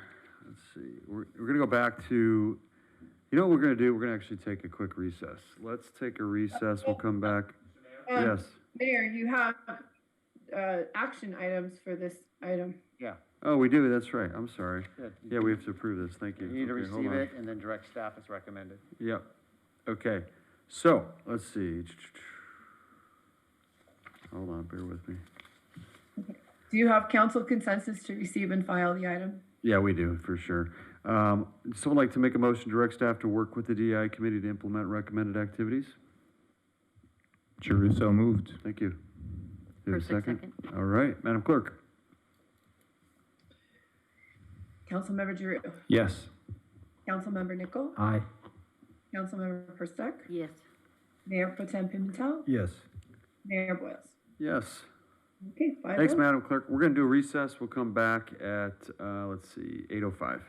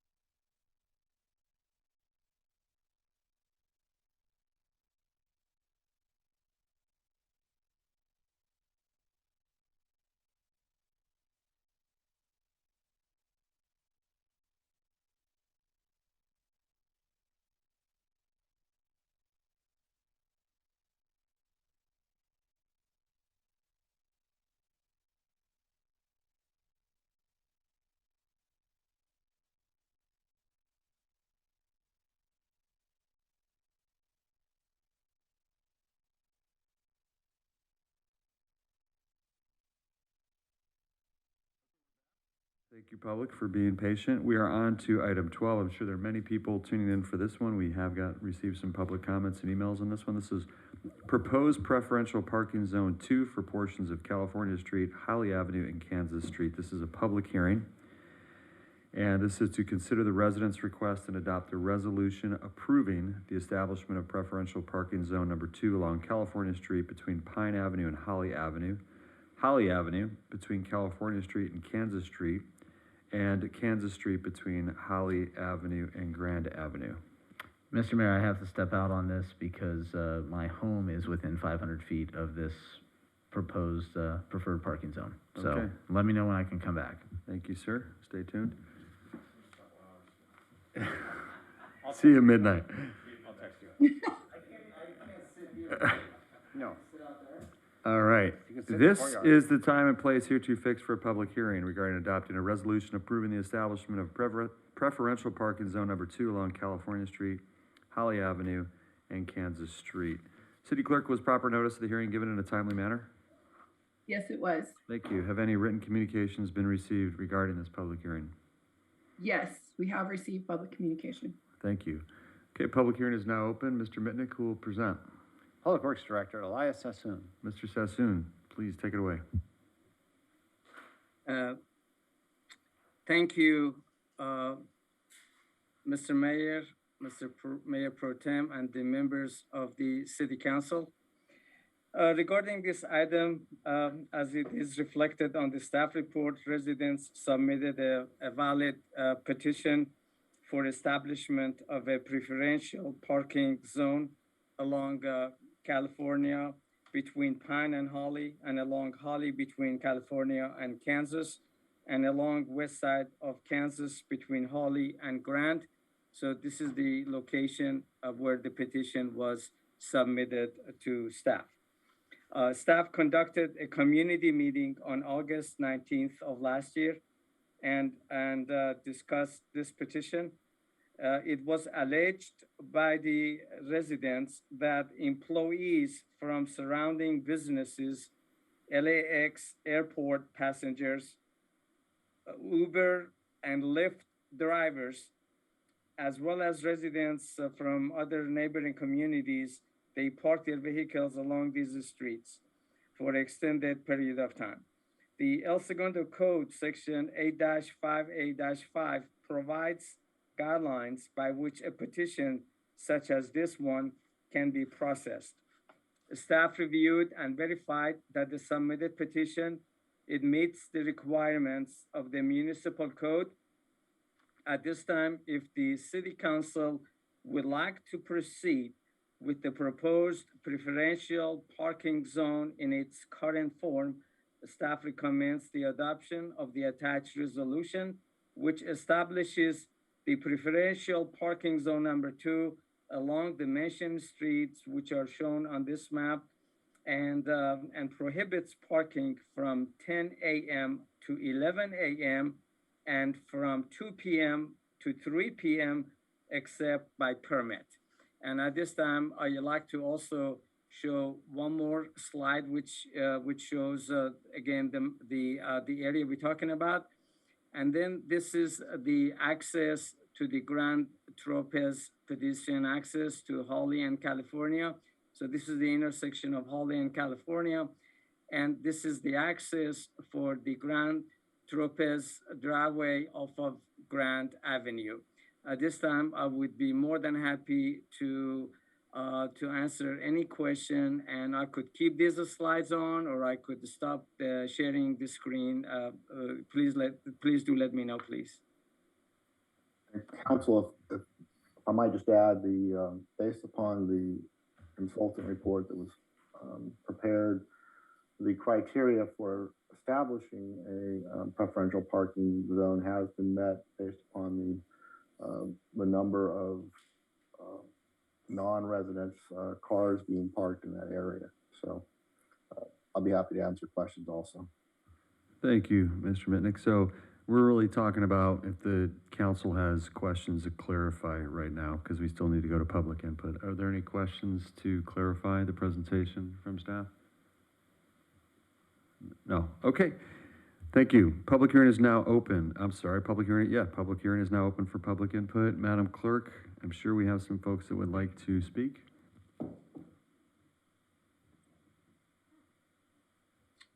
Yes, I have two people, I believe, waiting on Zoom. And Patricia was checking with Portland to see if we had anybody in person. Okay, let's hear from Zoom. Mr. Bates is checking right now. Okay, I'm going to move over Victor Valdez.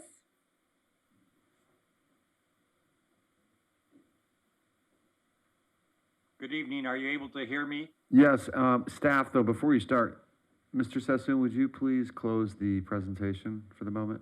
Yes, sir. Thank you. Yes, sir. Much better, thanks. Okay, Mr. Valdez, we can hear you. Yes, good evening. My name is Victor Valdez. I am the Homeowners Association President for Ellen Point. As you can see, we're sort of in the center of this parking request. We certainly appreciate all the input, Mayor, City Council, Mr. Sassoon, and all the staff members that have assisted us with this particular request. We are certainly requesting the parking permits similar to the ones that have been issued on the north side of the city to the residents here on Ellen Point. We have 18 individual homes along with the residents of the other HOA, which is at Kansas and Grand. All of us are grateful for the hard work that Elias and his staff have done on behalf of our city. And we are certainly requesting that this permit be processed and expeditiously as possible. And one other addition, if we could, on the signage, if we can add nighttime parking, because that's one of the major issues that is really impacting our community. Nightly, there are beer cans, various items of trash and debris strewn about the street. And these are people that come from out of the area, whether to have lunch, whether to have drink beer or enjoy themselves at the park with illegal substances and alcohol. And if we can certainly have someone from the police department at least support the nighttime enforcement, that would be greatly appreciated. A standard city sign costs approximately $40. I'll be glad to buy 10 of those signs and help get them installed properly. Another thing to consider for nighttime enforcement is something that takes place in the city of Manhattan Beach, which is actually a contract enforcement group. It's very cost effective, and they actually handle the nighttime enforcement within their own community of Manhattan Beach. That's just a sort of a caveat that can be considered, but we certainly appreciate the permit process as it has been submitted and requested, and we appreciate the approval by the City Council and the support of Mr. Sassoon and staff. Thank you. Thank you, Mr. Valdez. All right, excuse me. I will move over Elizabeth. Good evening. I'm a resident of Grand Tropez, and I was calling in to ask that we be considered as residents and allow access to street parking. If we're not included in this street parking, please outline access for us to be able to park on the street as well. Thank you. Okay, do we have any other ones that would like to address council on Zoom? Let me ask, any other, ooh, yep. Okay, I will move over Brett.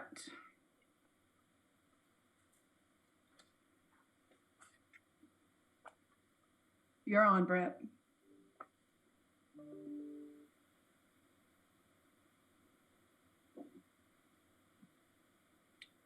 Brett, you need to unmute.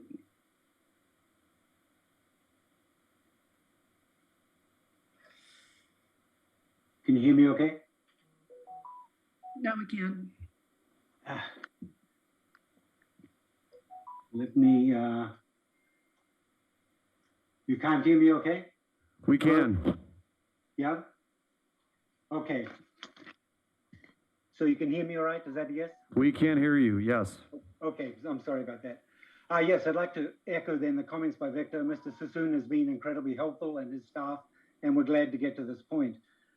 We've lived here for 25 years, and my name's Brett Bryan. I'm on California Street, and the situation has been something that's been discussed with neighbors for years. It's just really difficult to park outside our homes. I would also echo that it's not just a daytime issue, but we have a huge nighttime issue as well. And people who park here, they walk across to south of Grand to businesses. As mentioned, we have people going to the airport and taxis who've been waiting here. We have unknown visitors with out-of-state plates who often park here for weeks and days. And a lot of it is overflow parking from Grand Tropez. They're very nice neighbors, and we're friends with many of them, and we understand. But many of them use their garages for home offices, for storage, which limits their on-site parking. So they use the California Holly pedestrian gate as an overflow parking and enter via their walking gate. During the day, we have parking issue as mentioned, but at night, we have people talking on cell phones. We have talking to people coming and going, banging of doors, sitting in their cars with stereos, doors banging, people chatting, sometimes an alarm on cars which goes off in the middle of the night and keeps resetting. And then in the early morning hours when pubs close, we have had happy folk, if you know what I mean, and they're banging doors and talking loudly and waking us up. It's challenging at night. So I really want to stress the issue with the evening parking, and we'd very much appreciate a solution which includes that as well. I know that Victor mentioned, and I know about the manpower concerns with El Segundo PD and the project that Manhattan Beach has with the pilot program, which hired an outside company. And this could be revenue neutral for the city and potentially even a potential revenue stream. So it really is a concern at night, and we'd like you to really consider that as well. If it's restricted at night, even if it's not enforced initially, then perhaps it would stop some people from parking there until such time as we can get enforcement on that. But I would ask that we consider to have the restrictions for evening time, say between 1 and 3 a.m. or something like that, also included in this. Again, I appreciate Mrs. Sassoon and your time, appreciate the chance to speak, and thank you for looking at this issue for us. Thank you. Appreciate your comment. Is there anyone else, Madam Clerk, that would like to speak on this item? We have several. Okay, thank you. Mr. Stabile, I will now move you over to speak. Yeah, this is John Stabile at 408 California Street. I've been here since 1980. And one of the big problem is when the Grand Tropez was first put there, we were told that parking would have to be in their garages or in the Grand Tropez. But after work hours, the Grand Tropez people use our street basically as a parking lot, which makes parking a premium in the evenings and makes parking in front of our house very difficult. Thank you. Thank you, Mr. Stabile. Okay, Sandy Black. Hi, thank you for listening to me. I live at Grand Tropez, and I don't often park in the street. I do park in my garage, but I do have a handicapped grandmother and cleaning people that come and bring all their supplies. So I move my car in the street when that happens. It's not often because there's no parking at Grand Tropez, and handicap's always taken.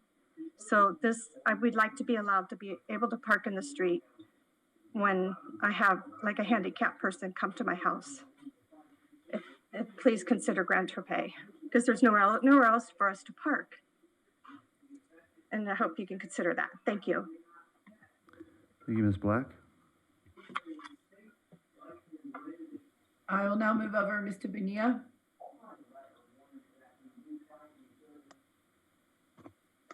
Hello, my name is Mio Bonilla. I'm at 1408 Elm Point. And first off, I wanted to thank Mr. Sassoon, Victor, Valdez, and Brett for their pushing this through. I've been resident here at 1408 Elm Point since 2006, and it's been very frustrating living here and being right on Holly and seeing all the parking being just completely taken over, primarily by the Grand Tropez, and it's not typically even owners of the Grand Tropez. It's just visitors or maybe guests that come in. But most of the time, the cars are left here.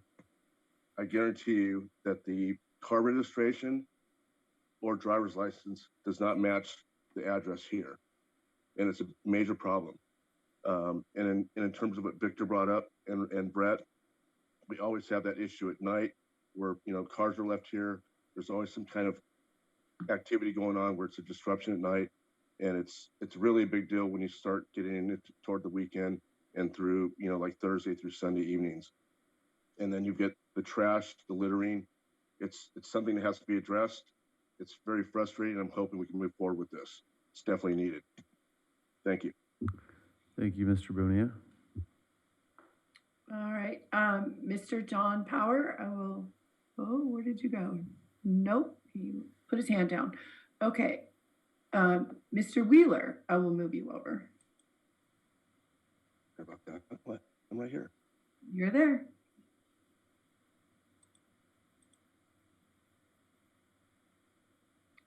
Mr. Wheeler, you can go ahead.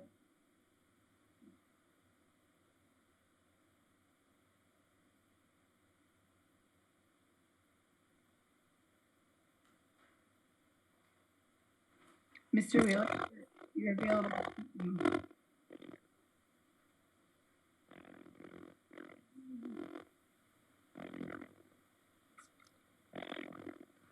You are not.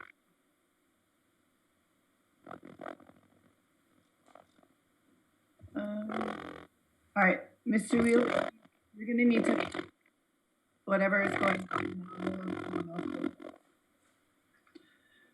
I will move over Shauna.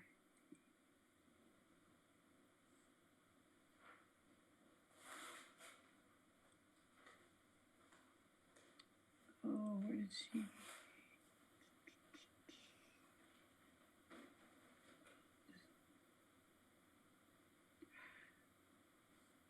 Okay, Shauna, I am unable to move you over to talk because you are using an older version of Zoom.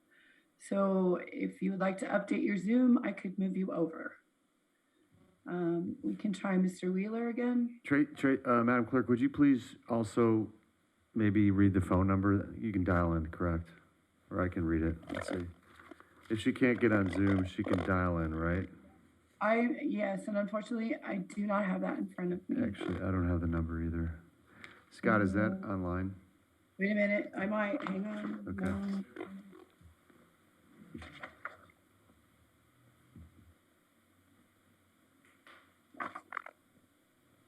On the agenda.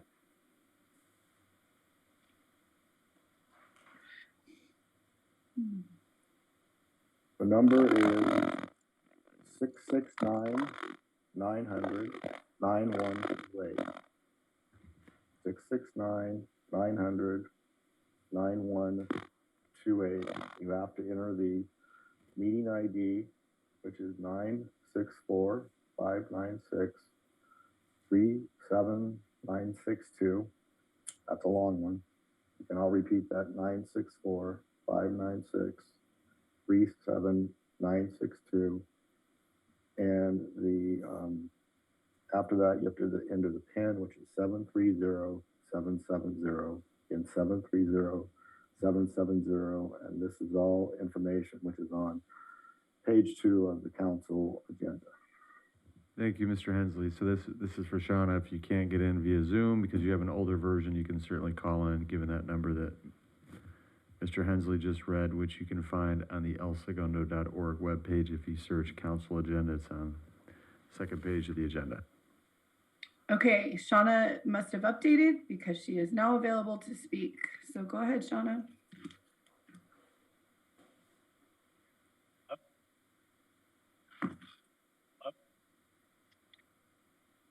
Hello?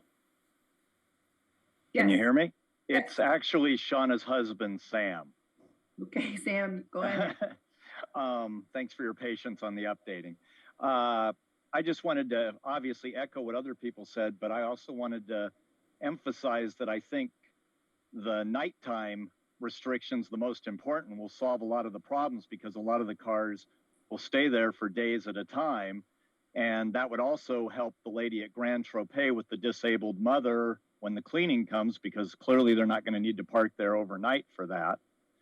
So I think that's the key element of it that would solve a lot of the problems. And just thank you to Victor and all the people at the city that did all this legwork for this. And that's it. All right, thank you, Mr. Nomura.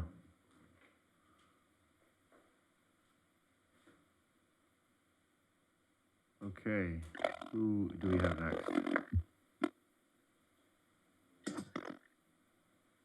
So, Mr. Wheeler, you're not coming through at all. No, mothers.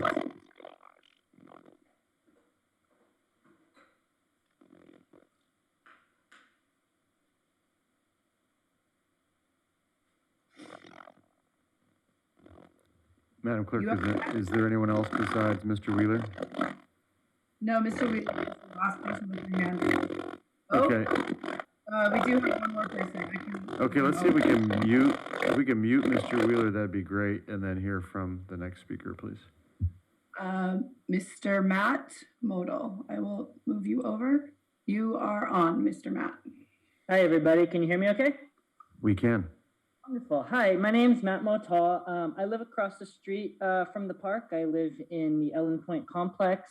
And I just want to back up everything that Victor and Brett and everybody said. That, yeah, I have basically 4 car spaces in front of my house, and it's pretty hard to actually have a guest come park in front of my house.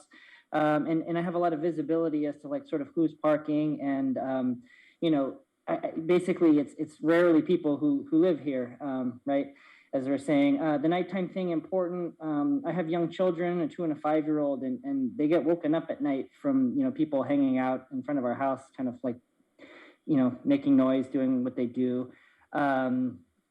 So yeah, I just appreciate you guys considering us. I think it would be really helpful for the residents to be able to park in front of our houses or have people come over.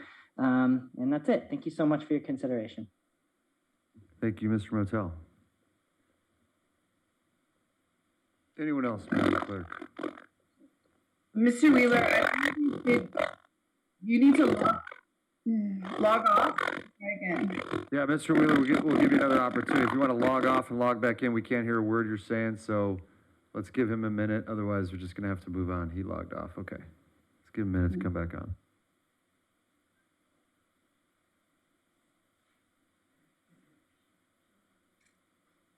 In the meantime, is there anyone else who would like to speak on the public hearing?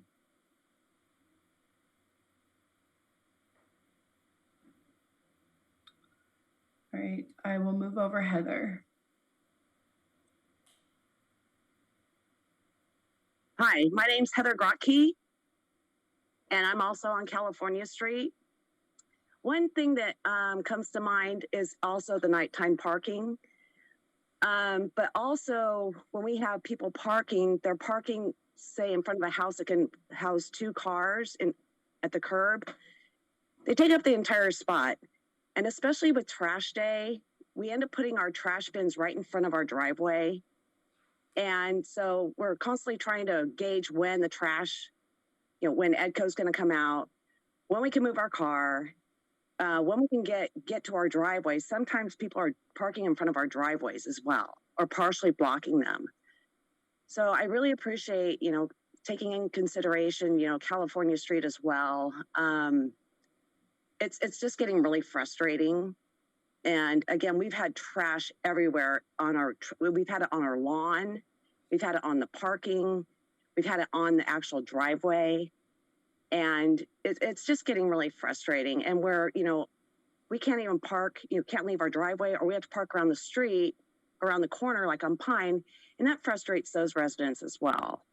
So I hope you take in consideration the parking situation. And thank you, everybody, for your input. Thank you. Okay, we have next Sergio Fajardo. Hello, can you hear me? Yes. Hi, so I'm a resident of Grand Trapez, and I'm just calling in to voice my concern considering that it sounded like they wanted to start off with business or workers parking in the neighborhood, but then it turns to the Grand Tropez residents, and it's frustrating that certain residents and neighbors are turning on us because, we have the same rights to that public street to park as anybody else. If the city council would like to implement resident parking for the residents of this neighborhood or all of El Segundo, I'm perfectly fine with that. But to exclude certain residents of the city of El Segundo from other residents, I don't think that is just and fair. I just thank you for your time. Thank you, Ms. Fajardo. We are going to give Mr. Wheeler another try. Mr. Wheeler, I'm moving you over. How about now? You are good. Technology's awesome. So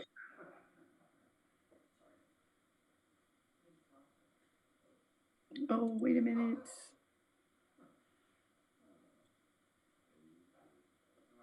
He's muted. Hold on. how about now? Yeah, now you're good. I don't worry, I'll start over. So I live right on the edge of Grand Tropez, right by that back gate at 401. And I'm just echoing what everybody else says. The Grand Tropez people tend to park wherever they can. They'll overhang in the driveways. And often what they'll do is they will park their cars and leave it on California till Friday. Then they'll move it to the other side for Monday street cleaning. And when Monday comes around, they'll move it back to the Friday, and it just goes back and forth. And it's not one car, it's numerous cars do that. So Grand Tropez just uses that as an overflow parking area for them, so they don't have to use their garages or their overtaxed guest parking area. So that is my 2 cents. Thank you, Mr. Wheeler. Thank you. Okay, so there are no new speakers. Mr. Valdez is raising his hand again. However, he's had his 5 minutes, so it's up to you. No, I Council. think we're good to move on. Are there any other speakers? There are no other speakers. Okay. Do we have, and there's no one in chamber, Mr. Bates, right? No, Mr. Mayor. Okay, thank you.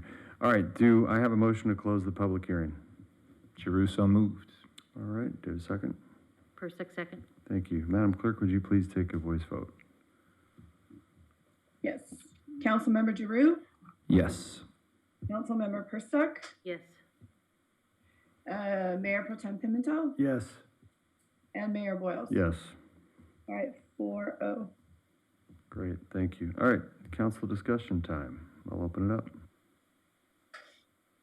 Councilmember Giroux. Yeah, so obviously parking is something that we talk about a lot in town here. So I'm definitely sympathetic to those of you who took the time to come in, and for those of you who are affected by this. But I do have 4 points I want to make on this. And number one is we have to remember this is a public street, or public streets that we're talking about.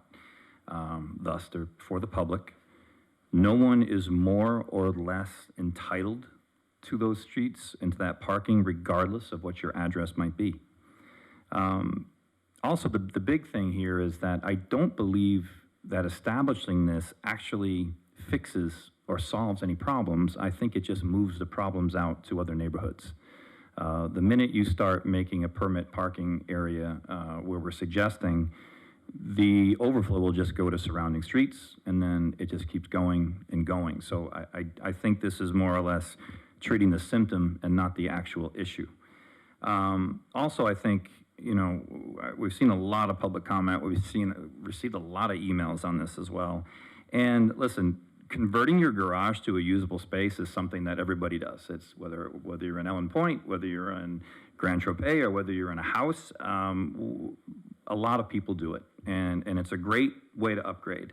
However, it does not necessarily entitle you to an extra space on the street in front of your house. That is just not the way I see it. When you decide to convert your garage, it takes away your ability to park your cars. So that is just something that you accept when you do that.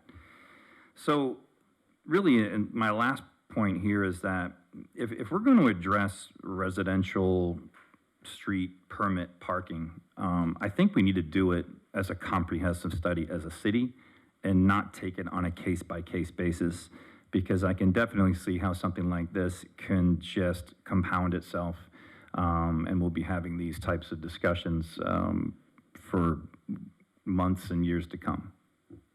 That's what I got. Thank you, sir. Appreciate that. So, Carol Prustic, one question I have, I'm just trying to really understand the clients the people that are coming to hang out at the park and leaving the trash and drinking and being there late at night. Like, do we understand where those people are coming from? Because what was indicated by many of the speakers is they're not from town. So do we know if there's a shift changed? It's some corporation locally there. It's just kind of interesting to see where that's coming from. And, I really do feel that, as, we did add the permit parking on the north side to help the residents with the parking from the businesses at the airport. We really should take action and help the people on this side as well. Thank you, Councilmember. Mayor Pro Tem. This question is probably for the city attorney with some tribal knowledge here. Has the city ever declined the request of a resident petition to create permit parking on their street, to your knowledge? Not while, there haven't been I think there's only been a few, and not while I've been the city attorney. This code section was put in, or this process was put in the city's code back in 1985, prior to my time, and it does have requirements that need to be met. And according to the city study, this area does meet requirements that allows it to come forward and request this of the council.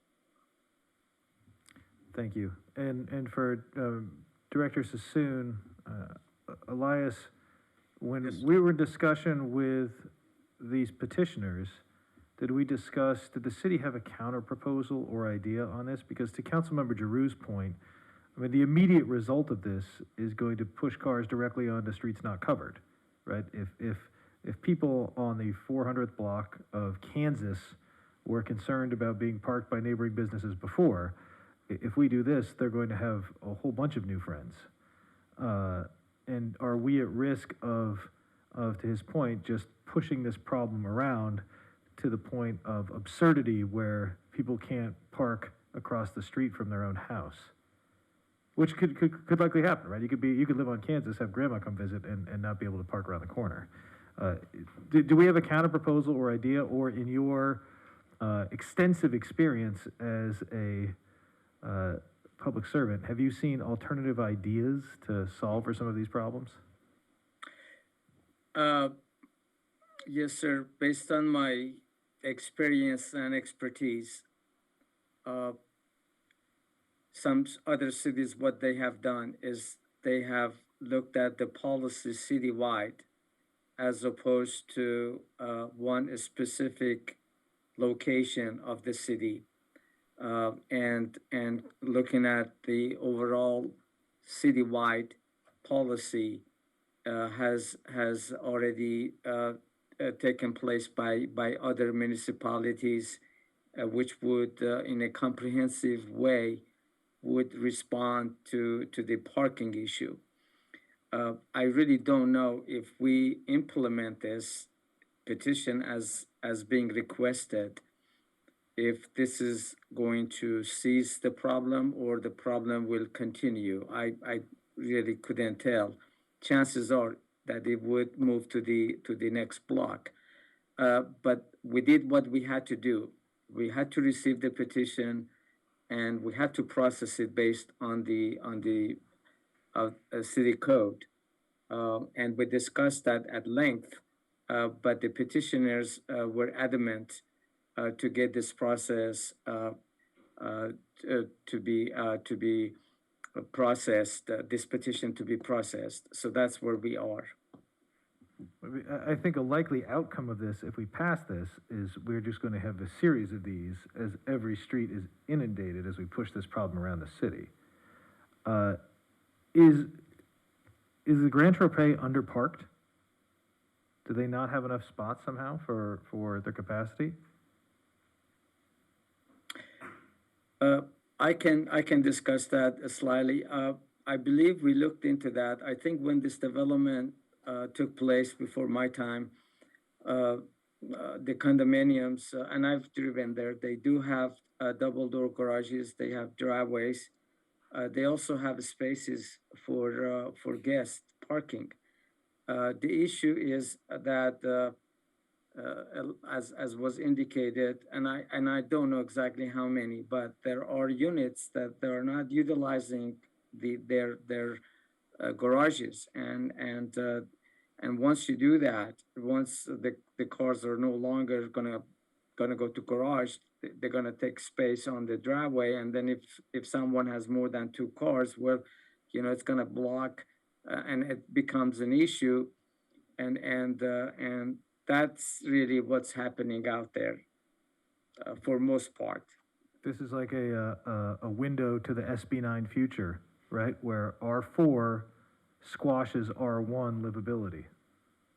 I mean, this is it in a microcosm, and it puts us in the horns of a dilemma where we have clearly, I think, that a lot of sympathy for the neighbors who are burdened with clogged streets, but similarly an incredibly imperfect solution, because the minute we do this, we are just pushing a problem around. We have underparked businesses south of Grand that are impacting this. We have an as yet undetermined project right directly abutting this, which in theory could be overparked, which the initial plan I think for that was to be overparked, which could be a solution to this, but that would be years away. I'll be honest, Mr. Mayor, I am torn, because this is a window into it's very easy to see the frustrations that Mr. Wheeler talked about. But this solution is just so far from perfect, just because I can't imagine that 400 block of Kansas is going to just get deluged with automobiles. So that's all. I guess I'm just speaking out loud now. But. Thank you, Mayor Pro Tem. I had a question along those lines. I remember when I lived on California Street, it was before I was on council, it was probably 6 years ago, one of our neighbors led an initiative to do permit parking on California, 800 block, near Candy Cane Lane. What has happened? I don't think we have that many permit parking programs in town. So what has transpired since that program went into place in the 800 block of California? Did it in fact spread? Because there the issue was, we knew that employers were not providing enough parking, or the parking wasn't within the employees' means, or for whatever reason, they weren't using parking on PCH in the buildings. They were parking in the residential neighborhoods. So to get around that, we instituted permit parking. So do you know, Elias, what's happened in that neighborhood in terms of, has it proliferated on the other blocks, or has it not? Forgive me, but I really have not. That's okay. I think that would be a good case study for us, because they have some of the same factors in place. They've got a even more dense workforce population that's going into that area every single day. I'm also torn. However, I've experienced the parking permit working. I also agree that this is a systemic issue for the entire city, which is why we've been talking about a parking program, and I'm sure this council is going to vote on the strategic plan to move forward, direct staff to do that. But that'll take us a year, is what you told me earlier today, realistically, to unfold and execute a parking program. Is that accurate? About a year minimum? What's the timeline on that?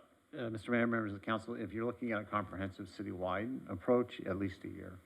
At least a year, Yeah. Okay. Yes, so I hear, I think all of your concerns are legitimate. Got a couple questions though, Lance, before you guys speak real quick. One is the nighttime issue. I mean, that does sound to be a real concern. The contracted enforcement that was mentioned, is that something that was looked at? Is that a viable option for us? Could it be revenue neutral? We wouldn't know until we did it, if it's revenue neutral. I doubt it would be revenue neutral, but is it theoretically possible? Yes. Okay. Unlikely. Okay, the other question was, there was a comment, we got an email earlier today about removing the Grand Avenue parking restrictions, the 4 to 6 p.m. That would increase capacity, Mr. Sassoon? Yes, sir. I looked into that, and about 20 years ago, I found out that this restriction was imposed because of the fact that during the PM peak hour, which is 4 to 6, there was a lot of traffic along Grand Avenue. Now, because of the COVID, the amount of traffic is not as much as it used to be. But I would imagine once we pull out of this COVID situation, we are going to be back to normal traffic demands, and that is going to necessitate, because 4 to 6 is the PM peak hour, and if we allow parking on one of the lanes, it is going to create delays, and that would impact the level of service at a few intersections and the street itself. And we had a study on that in 2018 because it's one of the primary truck routes for that. Yeah. Right. Yeah, I remember that because we were looking at speed. Okay, last question. So for the residents that called in, emailed regarding adjacent streets and wanted to be included, they would just go through the similar process. They would gather the necessary petitions, and then they would come to us with the desire to do the same thing. Okay, just wanted to address that. I'm done with my questions. I'll turn it over to my colleagues. Yeah, I'm just kind of reiterating what we just talked about, and they're all good points, but again, if we accept this the way this is written, this is going to cause a big problem. As you can see, just from the comments that we've had tonight, you're already pitting, people from Ellen Point against the people from Grand Tropez versus the people who have single-family homes there.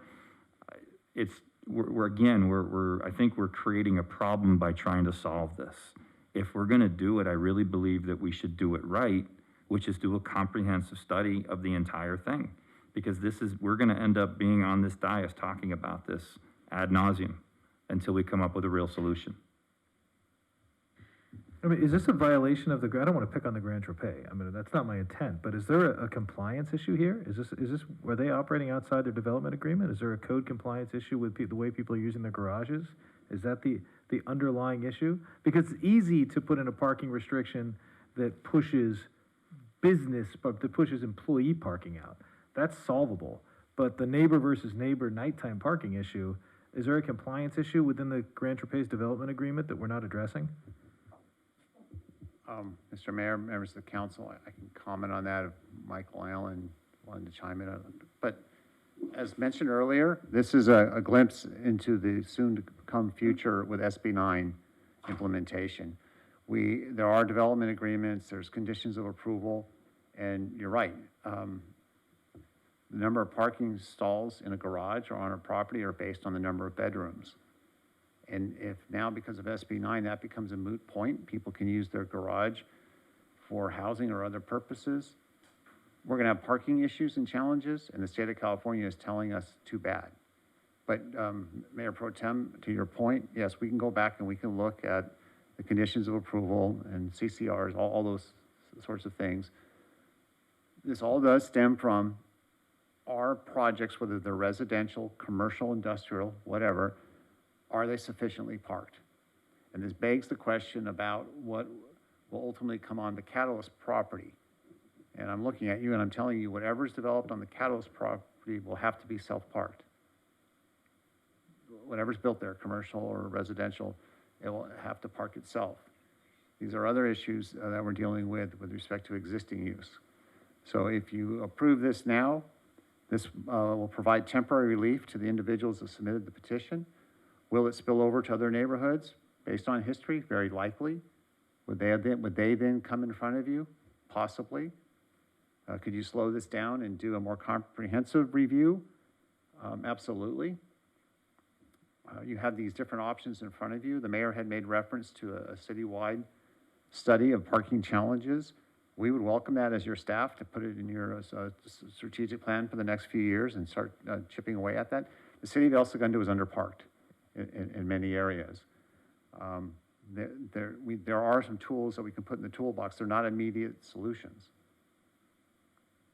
Like in the downtown area, Smoky Hollow, we have to look at parking structures or parking facilities of some sort.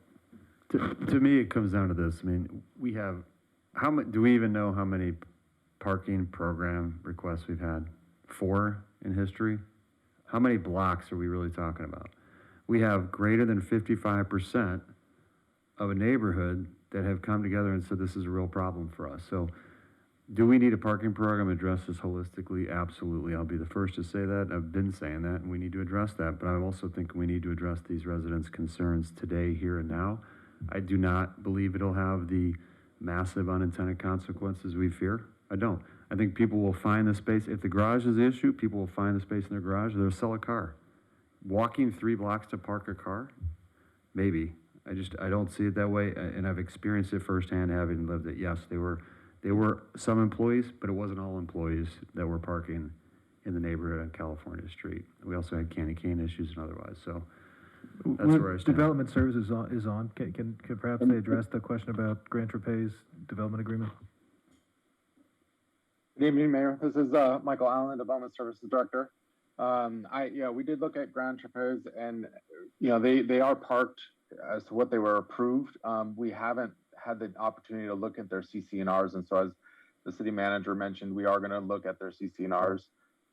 And I think as Mark will probably chime in, our ability to enforce those CC&Rs as well as the ADU provisions through state legislation will probably limit our ability to guarantee or enforce one's use of their garage for whether they want to park their cars in there, use it as storage, or convert it into an ADU. But we will look at the CC&Rs for that facility. And Mayor Pro Tem, if I might, when the city has development agreements or issues land use entitlements for residential uses, it does require a certain number of parking based upon the number of bedrooms, et cetera. Now, just as with the single family homes, they're required to have a garage for a certain number of cars. However, that doesn't mean people will use them that way. So I wouldn't expect to find in the Grand Tropez documents that the city has the enforcement rights to make them use their garage. They just had to build them, and they just had to build a certain number of guest spaces. They did those things, but the issue may be, like it's happening in other parts of the city, people don't use their garages for parking their cars. And so I don't think we're gonna have any enforcement ability against Grand Tropez because people aren't using their garages. Even in CC&Rs that I review, they deal with things like aesthetics and not having trash and garbage and whatnot, but they're necessarily required that people not park on a public street. So hope I answered your question. You did. So look, I think this is, I have great misgivings about it, but I think that the city put this in the code for a reason. I think they're within their rights to ask for it. I think they're within their rights to have buyer's remorse for doing it. But I think it's within the rights of those residents to do it. I have a feeling we'll be duct taping and baling wire solutions to this at every meeting for the next 6 months. But with it, I'll move approval because it's within their right and they're entitled to it in the code. So what about a caveat, real quick? Just do a pilot. And we piloted El Segundo Boulevard. I was convinced that was going to work. It didn't work, so we went backwards. We pilot this for 6 months and we study the effects. If it's working, great. If it's problematic for whatever reason that we have that you're concerned with, Lance, or otherwise, then we don't. I mean, are we okay excluding an entire group of people that are residents and taxpayers in this town by excluding Grand Tropez people out of this simply because the petitioners didn't want them? We're okay with that? The problem is people from that live on California can't park in Grand Tropez. No, I understand that, So but it's like still, you're- you're still it goes excluding both people from a ways. public street. I understand, but they can't park in that structure either. So my other question is, should we not include the street on Kansas and just, even though they haven't petitioned it, we know that that street on Kansas is going to be problematic, or can we even do that? I thought about that, Carol, but if we're sticking to the protocol, which is they petition, then I say we stick to the protocol and see if it works or not. And again, in 6 months, if this is a problem, we go backwards. We unwind it. Now, the only other solution, you know, if you want to do include the Grand Poche, is how many permits are you giving each resident? And maybe you give Grand Tropez people 1 permit and you give the other people 2 permits. I'm not sure how many, like, what is the details of this petition? Well, they have 88 units in Grand Tropez. So that would be a lot a lot. of parking spaces.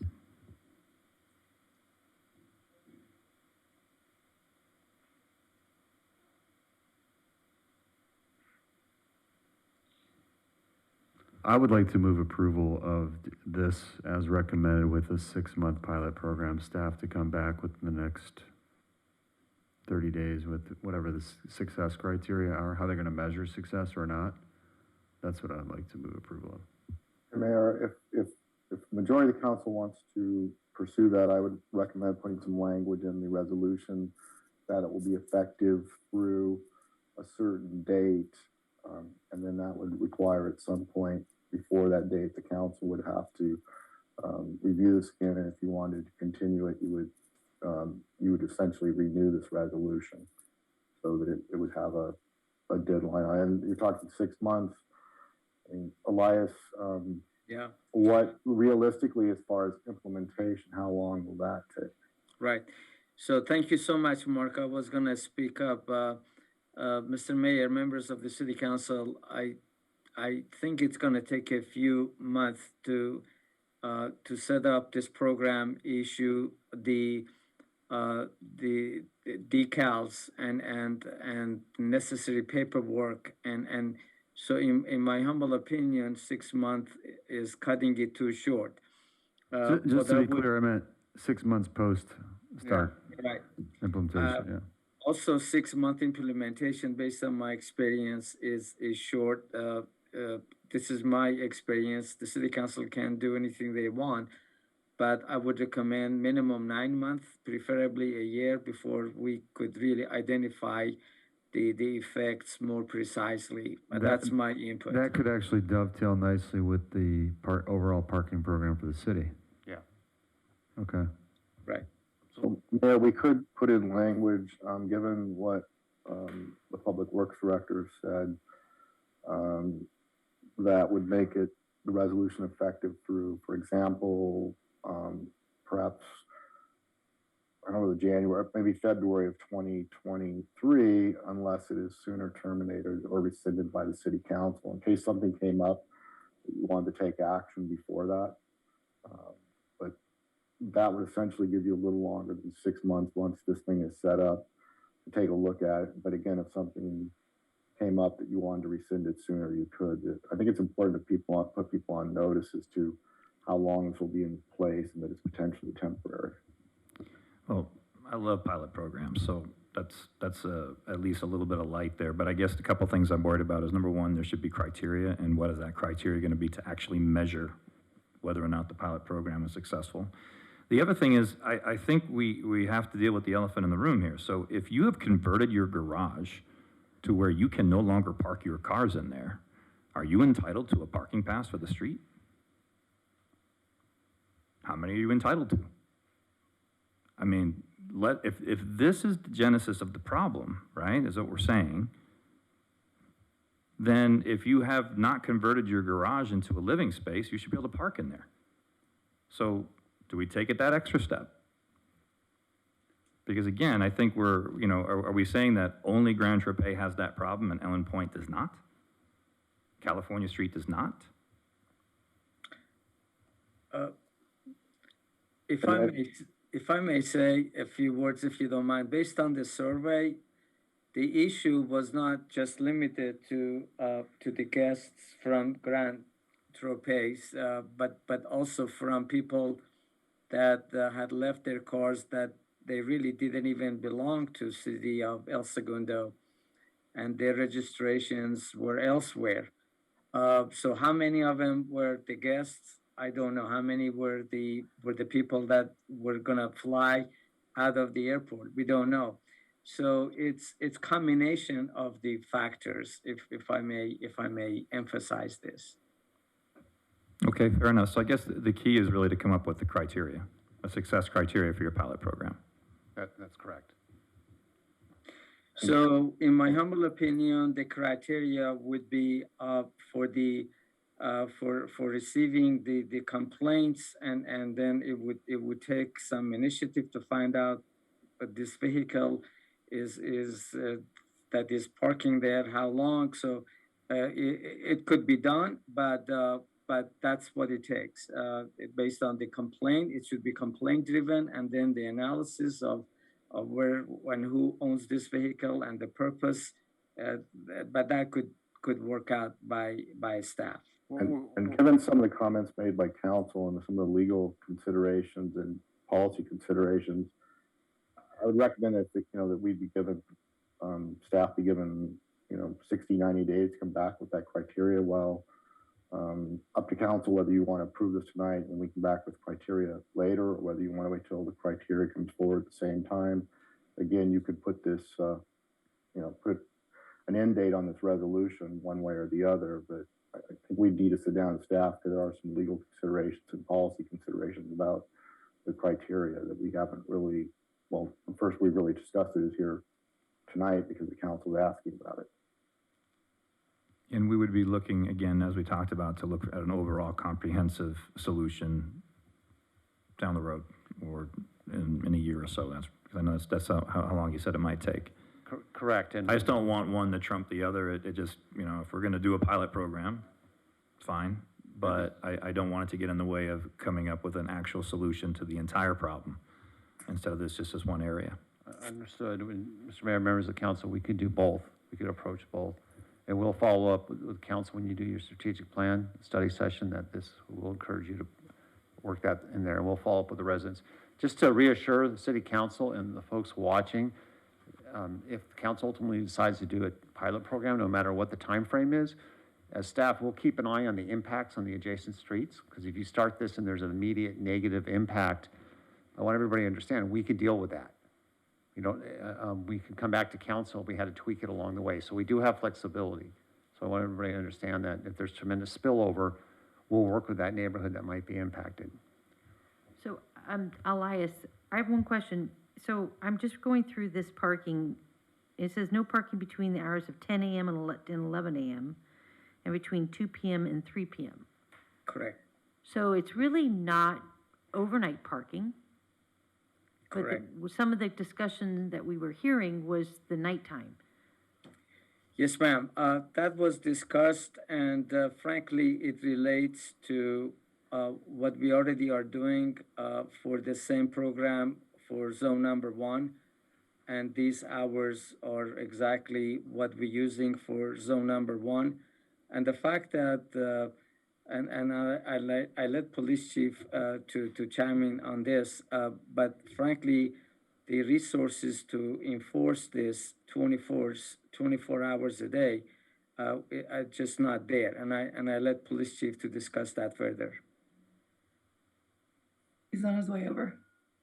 So you can just get clarification. So there's an overlay of both zone 1 and zone 2. So on zone number 1, the way it works is you cannot park, same hours from 10 to 11 and 2 to 3 unless you have a permit. So we are duplicating the same thing for this zone, because zone number 1 with the same hours, it's been working out well. And the idea is for police department staff, when they go to check on the zone 1 rather, they could also come to zone 2, which is not too far away, same hours, and they should be able to enforce that a lot quicker, a lot easier, without having resources to just do that, if that makes sense. Yeah, but it doesn't resolve the problem of the nighttime parking issue. of the parking late at night at the park, and that this does not address that at all. That is correct. It does not. But the thought is that there are most individuals that come and park there, if they know that from these hours they are gonna be risking to get a citation, they really are going to think more to see if they want to park there or not. This may defer and may make them go and find another place to park because if it comes through these hours and they're parked there without a permit, they will get a citation.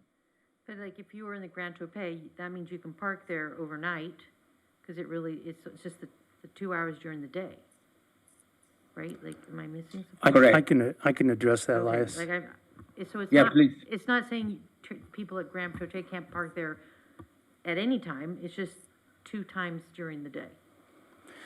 The times wouldn't necessarily address the people that are only parked there overnight.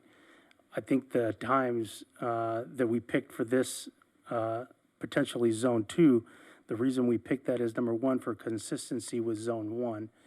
And on top of that was to prevent overnight parking where people leave their cars for a number of nights, not necessarily just a couple hours during the nighttime. So I think we have consensus on staff coming back with a set of success criteria that we're comfortable with within the next 30 to 60 days and doing a pilot program. I don't think we have clarity around how long the pilot program will be. Did we say a year? That would allow us to, okay, a year. Okay. Yeah. So, Mr. City Attorney, Mark, are you going to then read the resolution by title only? Or do you need to make some adjustments to the language, or have you already done so? I will, I will say that we're going to insert the language that the resolution will be effective through, and based upon if you want to do a 1 year and given the 3 months of implementation, then that's going to be, let's say through April 30th, 2023, unless rescinded earlier by the city council. So that's an outside date. It can be rescinded earlier. And with that, a resolution of the City Council of the City of El Segundo, California, designated Preferential Parking Zone 2 is ready for adoption. Okay, and let's see, who would like to make a motion approving the resolution? Persick, so moved. Thank you. You have a second? Pimentel, second. Thank you. Madam Clerk, voice vote, please. Councilmember Giroux. Yes. Councilmember Perstuck. Yes. Mayor Pro Tem Pimentel. Yes. Mayor Boyles. Yes. Passes 4-0 with the amended language. Thank you. Good discussion, good compromise. Thank you all. And then I'll have, oh, there he is. Right on cue. Councilman Nichols back. All right, we're on to item 13. Staff presentations, Main Street Imperial Highway Monument Entry Feature Project. Scott. Mr. Sassoon will give a short presentation. Very short indeed. So to make it very short regarding this item, a request for proposal was issued, and in the interest of time, I'm going to skip all the details, which you'll find in the staff report. The staff is seeking authorization from the City Council to execute a professional services agreement with Hirsch and Associates for the design of the monument entry feature at the intersection of Main Street and Imperial Highway. And also we are seeking the City Council authorization so we could remove the existing signage at this intersection in a week or two from tonight. And I'd be more than happy to answer any question that you may have. And I have a slide that shows the location. And then this is the existing signage that we already have communicated with the owners and will be upon the authorization of the city, will be removing and put them in our yard, and they have an opportunity to come and pick them up later on, and we haven't really heard any opposition to that. So basically, that's a lame duck as far as I'm concerned. I'll move approval. Thank you. Any other questions or comments? All right. Yeah, I just had Councilman one Nicol. question. Do you want to remove the sign? How long before the new sign's being built? I'm just more curious as to what's Sure. going to be left behind, and is it going to be a hazard, and someone's going to get hurt over there, and then we're going to get sued? No, well, that's a good question. So if you look at the slide, which is on the screen, we plan to cut these and then we can put a cap on top of these columns that we intend to saw, and there will not be frankly any issue, or we will not create any hazardous situation. The answer to your question, we expect, given the fact that this is going to get a lot of input, it's going to take at least 6 to 7 months to do the design. By the time we get the construction going, it'll be latter part of this year. So frankly, it'll be latter part of this year before we could proceed with construction. And I hope I have answered your question.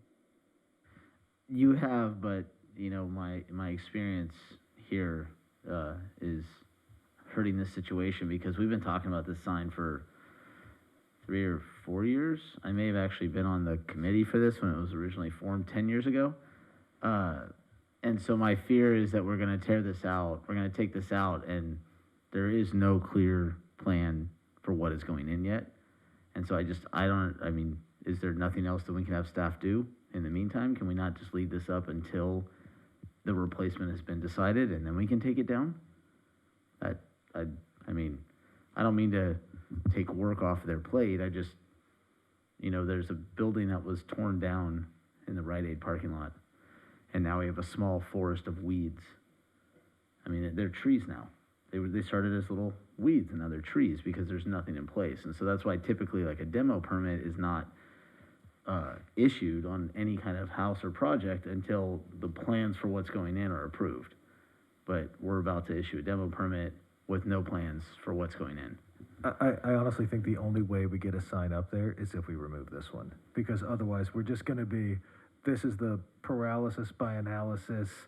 This is the opener and the conclusion to any class on paralysis by analysis. So if we want to create some task urgency, have my kids out there holding up a Welcome to El Segundo sign, handwritten and glittered. We just have to do something. It's unreal. And can we expedite the process? I'll admit, I had the exact, because I know this thing was about to come out in December, and I made the same point. Like, hey, we can't just leave an empty hole in the ground. It'll, cause World War XII, but otherwise nothing is going to happen. This is the story of nothing. We have to do something. Okay, we have a motion on the floor. Now, just to clarify, Mayor Pro Tem, was that on the professional service agreement or the removing signage? Yes. Okay, so motion for both. Do we have a second? Giroux, second. Okay, Madam Clerk, we can take a vote on both at the same time, can we not? Sure, why not? Okay, thank you. Please take a voice vote. Got it. Councilmember Giroux. Yes. Councilmember Nicol. Aye. Councilmember Perstuck. Yes. Mayor Pro Tem Pimentel. Yes. Mayor Boyles. Yes. 5-0. Thank you. Okay, item 14, review of city committee, commissions, and boards recommendations. Mr. Minnick. Mr. Mayor, members of the council, on that last item, I heard you loud and clear how important it is to move that along in a timely fashion, and that is so noted. It'll be reflected in performance reviews as accordingly. Okay. Otherwise, I will put a bounce house out there, and I will bounce there and drive people away from town. Okay, like you said, I could have staff holding up signs, welcome to El Segundo, until we get there. Okay, Mr. Mayor, members of the council, the item number 14 on your agenda is a review of city committees, commissions, and boards. Council, you did direct staff to do this on September 7th. And I know this has been an issue for some council members for quite some time. So I'm not going to go through in great detail. You've read the report, and it is laid out. Staff is recommending that we do 3 things. The first is to prepare a staff report for March 15th to conclude the Capital Improvement Program Advisory Committee.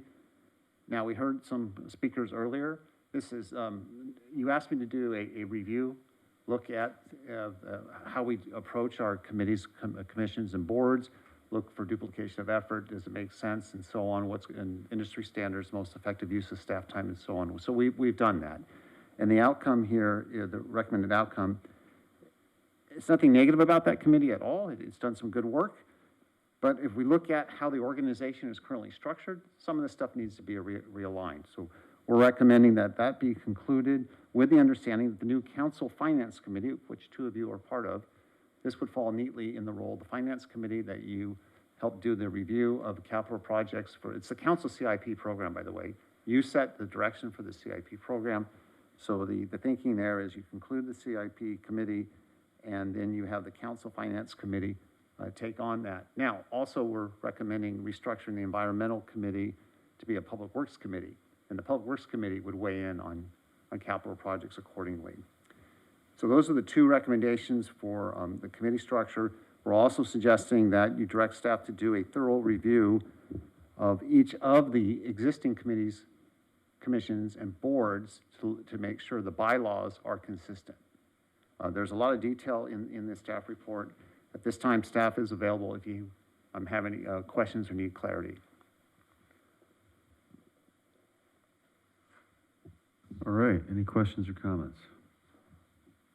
Yeah, a couple. On the CPAC, you know, you had 2 individuals that came in today that are obviously very passionate about this. While I agree with staff on the dissolving of the actual committee, we have 2 people that are very dedicated. Is there a way for them to be able to contribute on the committee that we're actually sitting on, or something like that, to be able to continue to be part of the process? They have a lot of historical perspective, they have a lot of industry knowledge, and I think that could be valuable. Is there a way to work that in, would be one question. Yes, and then with the Public Works Committee too, maybe there's possibility to be part of that. Okay. And then a couple things I had on that is that, and when you come back on recommendations, I really do strongly believe that the people that are appointed to these advisory committees need to be either residents, business owners, go to school here, something that ties them into the community. I think it's important to have that. I don't think there's a lot of individuals that are not currently that are on committees that don't fit in that criteria, but I do think that's something we should look into. I also think that we should look into what committees that we could have a student involvement. I think the ACC committee, the DEI committee, the environmental committee, which is now Public Works Committee, it would be nice to be able to appoint someone from a high school, say a high school senior, and that term would run for the entire school year. So school year starts in August, that's your first meeting. School year ends in June, that's your last meeting, and then that kicks over to another senior, say an incoming senior. So that'd just be something I'd like to, when you come back with a full recommendation, something to look at. Anyone else? Yeah, Councilman Nickel. Yeah, I don't agree with the first staff recommendation for a couple reasons. The Finance Committee is a committee of 2. It was designed for a specific purpose, and that purpose was not to review capital improvement projects. At the end of the day, we as a council have the final say on what capital improvement projects move forward or don't move forward. But having a group of individuals engaged from our community, weighing in their voices and diving, deep into these projects or what's needed. I mean, you guys all know how much time we spend up here, and what I can tell you from my experience coming from a committee and then now on council is, on council, there's so much that we are concerning ourselves with that we cannot help but to almost like lift up to like blimp level, right? So we're always hovering over and we're looking at the whole city, right, as a whole. Whereas when you're on a committee, a commission, or a board, and you get an item, you're in that item. You are deep in that item. You're in the weeds of every single detail of that item. And I mean, I remember on the planning commission, we'd spend 3-4 hours talking about an item and then continue it to the next meeting because we didn't get all the information we needed. And then we talk about it for like another 2 hours to then send a recommendation to council. And council would talk about it for 15-20 minutes, right? And so it's the opinion of this council member that those individuals from our community that get appointed to those positions are invaluable. And I understand that it takes staff time, and I'm not looking to burden staff any more than necessary, but I do not think that, you know, a committee of 2 from the council should be tasked with taking on what CPAC does every year. We have enough going on trying to prepare for the budget and our strategic planning. And then Mr. Metnick said something a moment ago about the environmental committee moving to Public Works Committee, and you were saying that the Public Works Committee would then review the capital improvement projects? There may be instances when they're working on an issue that involves a capital project, but they would not be reviewing all the capital projects. Got it, because I think back to like, okay, fine, you have environmental committee members that were appointed to that committee based upon a specific criteria. And if we're gonna all of a sudden change the lens or change the scope of what they're looking at, they may, 1, not be qualified for it, right? Or 2, it become more of a burden for staff. You know, so I'm trying to understand the rationale behind that, because it's an environmental committee. They're advising us on environmental issues throughout town and things that they're giving us recommendations on things that we should be working towards, but they're really not reviewing projects. Well, because of the lateness of the hour, I didn't go into the details. So the environmental committee, there is overlap. They're weighing in on issues that other committees deal with, like the planning commission. And so you look at the structure of the organization, how we operate, and then you look at the responsibilities of the committees and commissions. They don't fit nicely. So this would realign. And there are issues that the environmental committee have been interested in, but it doesn't fall under their purview, like dealing with a Hyperion issue. That is in public works. So by retitling it and shifting its focus to subjects that fall within public works makes more sense, and not having them weigh in on issues that fall in other committees or commissions or other nonprofits are dealing with. It's just a cleaner structure. It avoids duplication of effort. And you don't have any concerns with allowing those subject matters to fall under that committee's privy? No. They're residents. Yeah, so they can have a say. And I mean, there's lots of committees that want to dive into issues that fall under, you know, other banners, but that's why you work your way up committees and then you put your name on a ballot and you sit up here. Council, at the end of the day, it's your call. I'm looking at it from a business perspective and a way to have it make more common sense and to align with how our departments are structured. But at the end of the day, it is your call. So the way I looked at the moving environment, I think one of the things with environmental committee is that they're very dedicated and they're very much into things.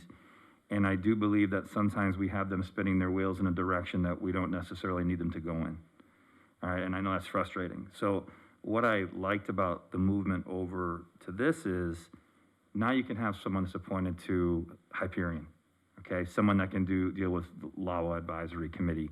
So you can actually take the environmental piece of these different things that are affecting the city and have them work on that. So the work that they're actually putting in is contributing to the whole, rather than sometimes working on outliers that we're not really even considering. So that's why I thought that it was a good idea to move that, just to give them a more distinctive work plan. And maybe they'll probably end up dealing with more things that way, in my purview. So that's how I looked at that. And we did sit down with staff Elias Sassoon and others, we sat down and said, what makes the most sense? And so what we're proposing makes the most sense to us. It just aligns with the org chart. It aligns with council's direction. It aligns with the strategic plan. And Elias and I did talk with the chair of the environmental committee on Friday, and with Tracy Zarnicki, and we explained what we're recommending. It's not to take anything away, or it's not to devalue the environmental aspect of what we do. In local government, most of us actually, we are, if not openly, we're closet environmentalists because we care about public infrastructure, we care about the environment. So council, this would allow a better focus on environmental issues because it ties to the org chart. And is And so we need to rework their bylaws though, right? yes. Right, so is that, are they gonna be tasked with creating their own new bylaws, or is staff gonna be tasked with that? We'd Are we be happy to- creating, I mean, I thought some of this was to alleviate work for staff. Oh, there's some lifting that has to be done to get this set up. You're correct. There is some staff work, time, and energy, but we would be happy to work, in this example with the environmental committee, we'd be happy to work with them as we do it. I'm convinced they'll embrace it and feel good about it when they understand where we're recommending to end up. Oh, I mean, I think they're gonna be very excited with the concept of being able to rewrite their own bylaws and try to state what they want their purpose to be. But I just wanna back up a little bit, because I know this has been something that, Councilmember Giroux, you've been asking for a long time, is to bring this here, and I fully expected this item to come to us and it to be a breakdown or clarity as to this is what this committee's purpose is, this is what this committee's purpose is, this is what this committee's purpose is. And I mean, the bylaws are here, I mean, those have existed for years and years. I looked at this now as it came to us, and instead of adding clarity, we're almost giving birth to something new where it's like, okay, so what do we want this to be? We're creating a new committee. Well, in the report, we give you an overview of the key points of all the bylaws. We walk you through and we explain what each committee, when they were established, the establishing resolution, the bylaws, the terms, the number of members, membership requirements, because they're all different. Very interesting. The appointment authority, we look at term lengths, compensation, meeting dates, purpose, and duties, and we walk you through. There's a good summary. For those that are watching at home, go in and look. We give a good overview, and then we have some spreadsheets that show you of the membership and all that and what they're working on. So it's all there in front of you. And by the way, the bylaws were loosely organized. We had to bring it all together. So this is a nice one location for all of this. So most of the committees and commissions, they're operating just like the bylaws say, and they're doing what they're supposed to be doing.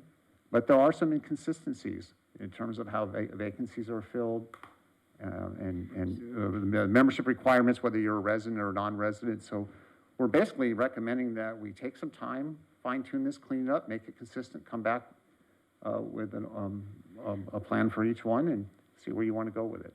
So just I think there's two issues here. The bylaws and the cleaning up the bylaws so there's consistency across commissions.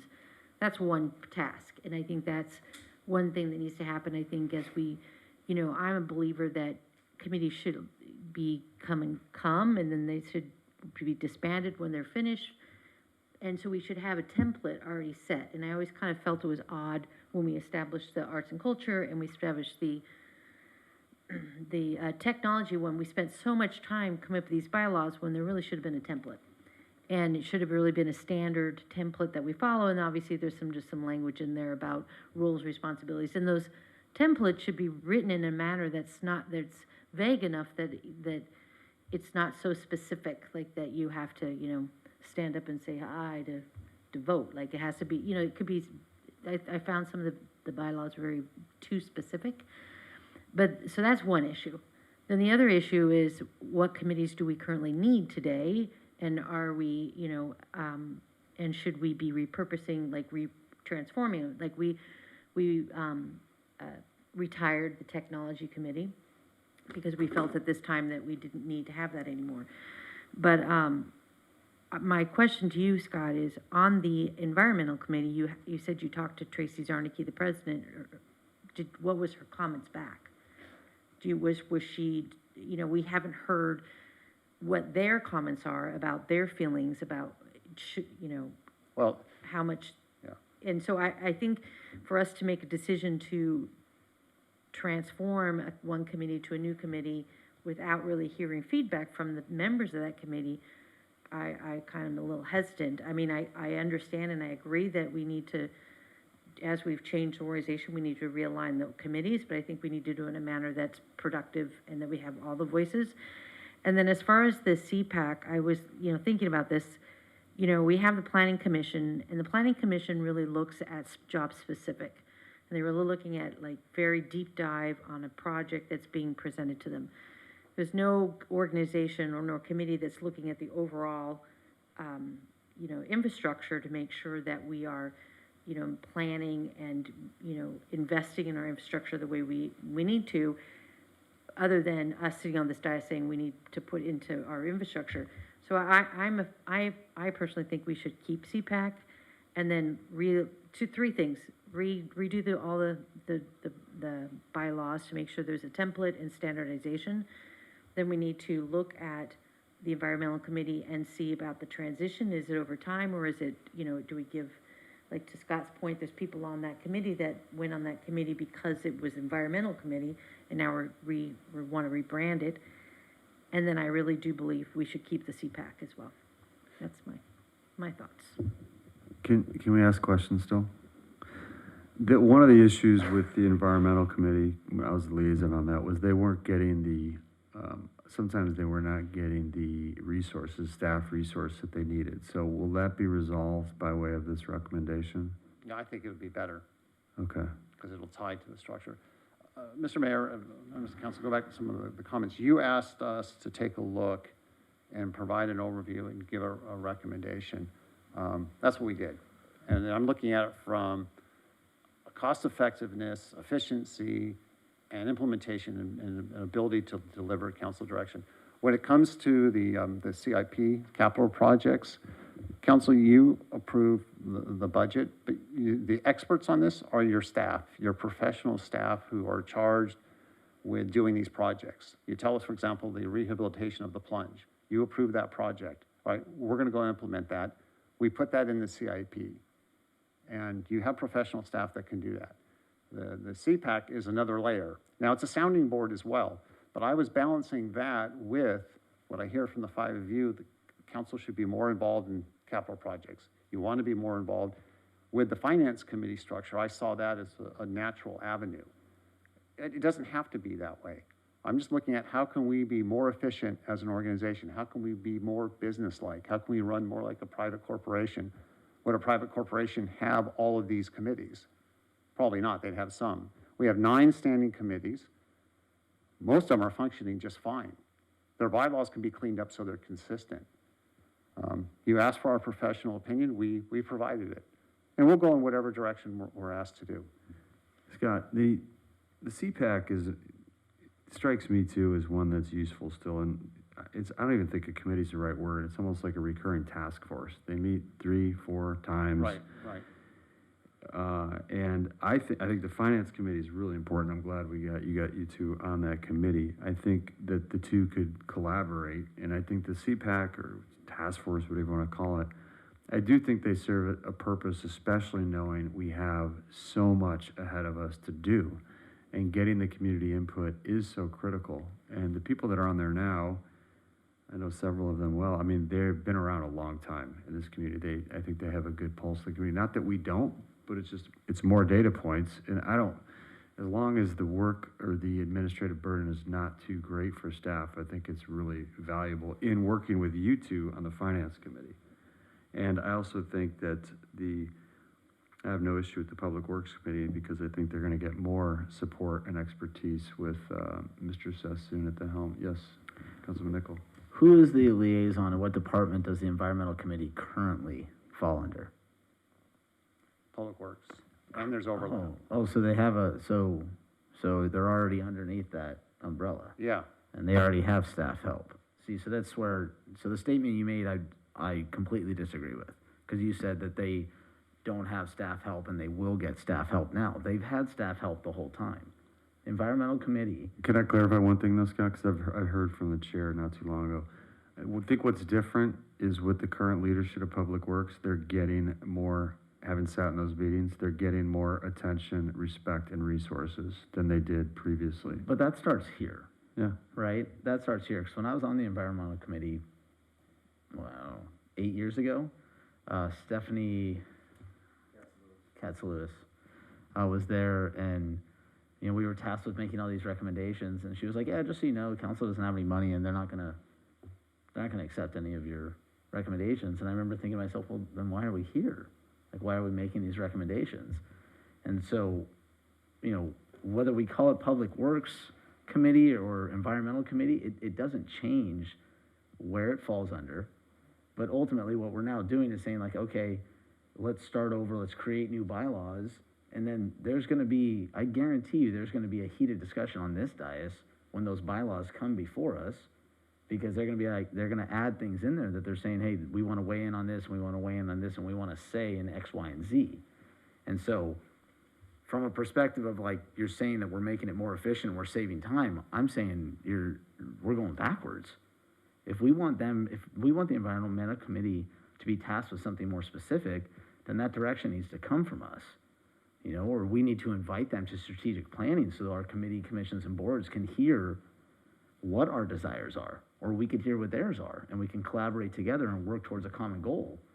The disconnect that Mr. Giroux has talked about for the last few months and wanting to hear about is that many times these committee, commissions, and boards seem like they're going left when the council's going right. And that, I don't see anything on here that's bringing us together. I'm sorry. But I think you're making my point. My point is actually that the committee shouldn't be writing their bylaws. We should be saying, what do we want them to do? And I think that's the foundation of it, is that the reason why we're going in two different directions is because in some of these areas, there's no work plan. The DEI had a work plan. Arts and Culture Committee had a work plan. And I think even when we get into, Park and Rec Commission, there's some things that probably need to be cleaned up there as well. But in general, they got a work plan. So I think it's just a matter of that. So if in the end, it makes sense that to utilize their expertise to be involved under Public Works and, where if Elias needs something, he needs some help on something, he needs some oversight on environmental, to be able to go to them for that. To me, that's a value-added piece to the puzzle. He currently has that. He is their lead. He is. It falls under. Is he making their work plan, or are we making their work plan, or is no one making their work plan? They've currently been making their own work plan. And that, to me, is the fundamental problem. Well, we need to tell them what we need. Or, yeah, like, hey, this is what we need help with. They can come to us and say, this is what we'd like to work on, and we can say, you know what, actually, that helps us with X, Y, and Z, or that's working towards our common goal. But nothing in what I've seen tonight answers that. And that is the entire spirit. Let me make a suggestion, because I know Carol poked me on this, and we've been talking about this for 5 years too. Scott, there were periods during strategic planning where we had every advisor, every committee, commission, and board participate. That came in the shape of the chair pulling together their feedback, say, here's what we want to work on. I think the disconnect, the way I see it, is, I think you're right. What are the goals? Like, what is the goal of environmental committee? Is it water conservation? Is it renewable energy? Like, what are we wanting them to accomplish? And then what's the work plan? So I think at the very least, through strategic planning, we should get them to be involved, and we should direct them. These are the goals, 2 or 3, whatever, that we want to accomplish per group. And then you guys develop the work plan and come back to us and have us take a look at that. It's almost like the way we work with each of the departments. We establish our core goals, our 5 core goals, and then each department goes off, and then they come up and they present to us how they're going to implement those goals. And then, that's what we did in the first work study we did in the strategic planning. It's the same with the commissions. We need to meet together, present our goals once they're established to them, and then they can break off into mini groups, come up with some ideas, present it back, and then we can all agree and then move on. And I think it's also brings synergy, and we talked about this, getting together in a room where we can all meet and concur on what our vision is for the city and work together, ensuring that we're all doing it lock, stock together. Because right now, we haven't really had a conversation. I mean, we haven't really had a conversation with the DEI at the beginning, we sat here and we gave them our vision, but we haven't really had a working conversation. That's what we're trying to establish with the Parks and Recs. That's why it's important that we do that Parks and Recs meeting in person, so we have that dialogue and we can talk about and talk together where we see they're going, where we're going with each committee. I think it's a perfect example. Rexham Park, I've never served on it. I know everyone on that committee. What are their goals? I mean, they've been doing this. They've been in not cruise control mode, but a lot of those people have been on there so long. They know exactly what they're doing. But is that what we want them to be doing? Well, it's articulated in your bylaws. So the planning. Yeah, but commission- when was the last time the Rexham Park Commission actually read the bylaws? My point is they're in such a mode, having Right. done it for so long and efficient and effective what they do, that I think my point is we should develop goals for each committee, commission, and board, so we're truly aligned. To Scott's point, we're not going like moving in different directions. And then we have heard that the last couple of years. Well, we want to do this, and it's like, wait a second, they come up to present, and then we're completely disconnected. Yeah, it all ties to, that's what we saw. You have the strategic plan, which covers all the departments. The CCBs help advise on components of that. And most of it lines up nicely. Can we make a request before we move approval on these, or whatever we're gonna do here, that you find a way to come back to council with the strategic plan with Jan or whoever the group is you're gonna use as a third party to incorporate the goals for each committee, commission, and board? Yeah, sure. Yes, Councilman Nichol. I'd only make one deviation to that, and that is commissions are completely different than committees. True. Commissions have a specific task that's written into, the city structure. It's like, it's their job to do X, Y, and Z. There's plenty of staff that runs that. Those are the agendas, their staff reports. They have a very specific function in how this city runs, right? Whereas the committees are more, hey, let's collaborate, Let let's me work ask you a together. question though. Just like we have governing principles for union negotiations, we have governing principles for our legislative platform. Does the planning commission know, for example, that the council was 100% aligned on trying to defeat SB 9 and 10 and sign letters to that effect? Do they know what we really want in terms of parking impact and all these other things that are come infrastructure with ADU? I don't know. So I think they do have a very specific role. I also think on top of that, we can layer some goals that we have for each one of those commissions, committees, and boards. It could be one goal, minimize the effect of SB 9 and 10 and other Sacramento's top-down mandates, whatever it might be. But I think there's a real opportunity there for us. But any other comments before we move to the, okay, so number one, would anyone like to conclude the Capital Improvement Program Advisory Committee, the CPAC? Can I ask one quick CPAC question? They meet 3 times a year, right? It was like 3 months, up 2 to 6 meetings, I think.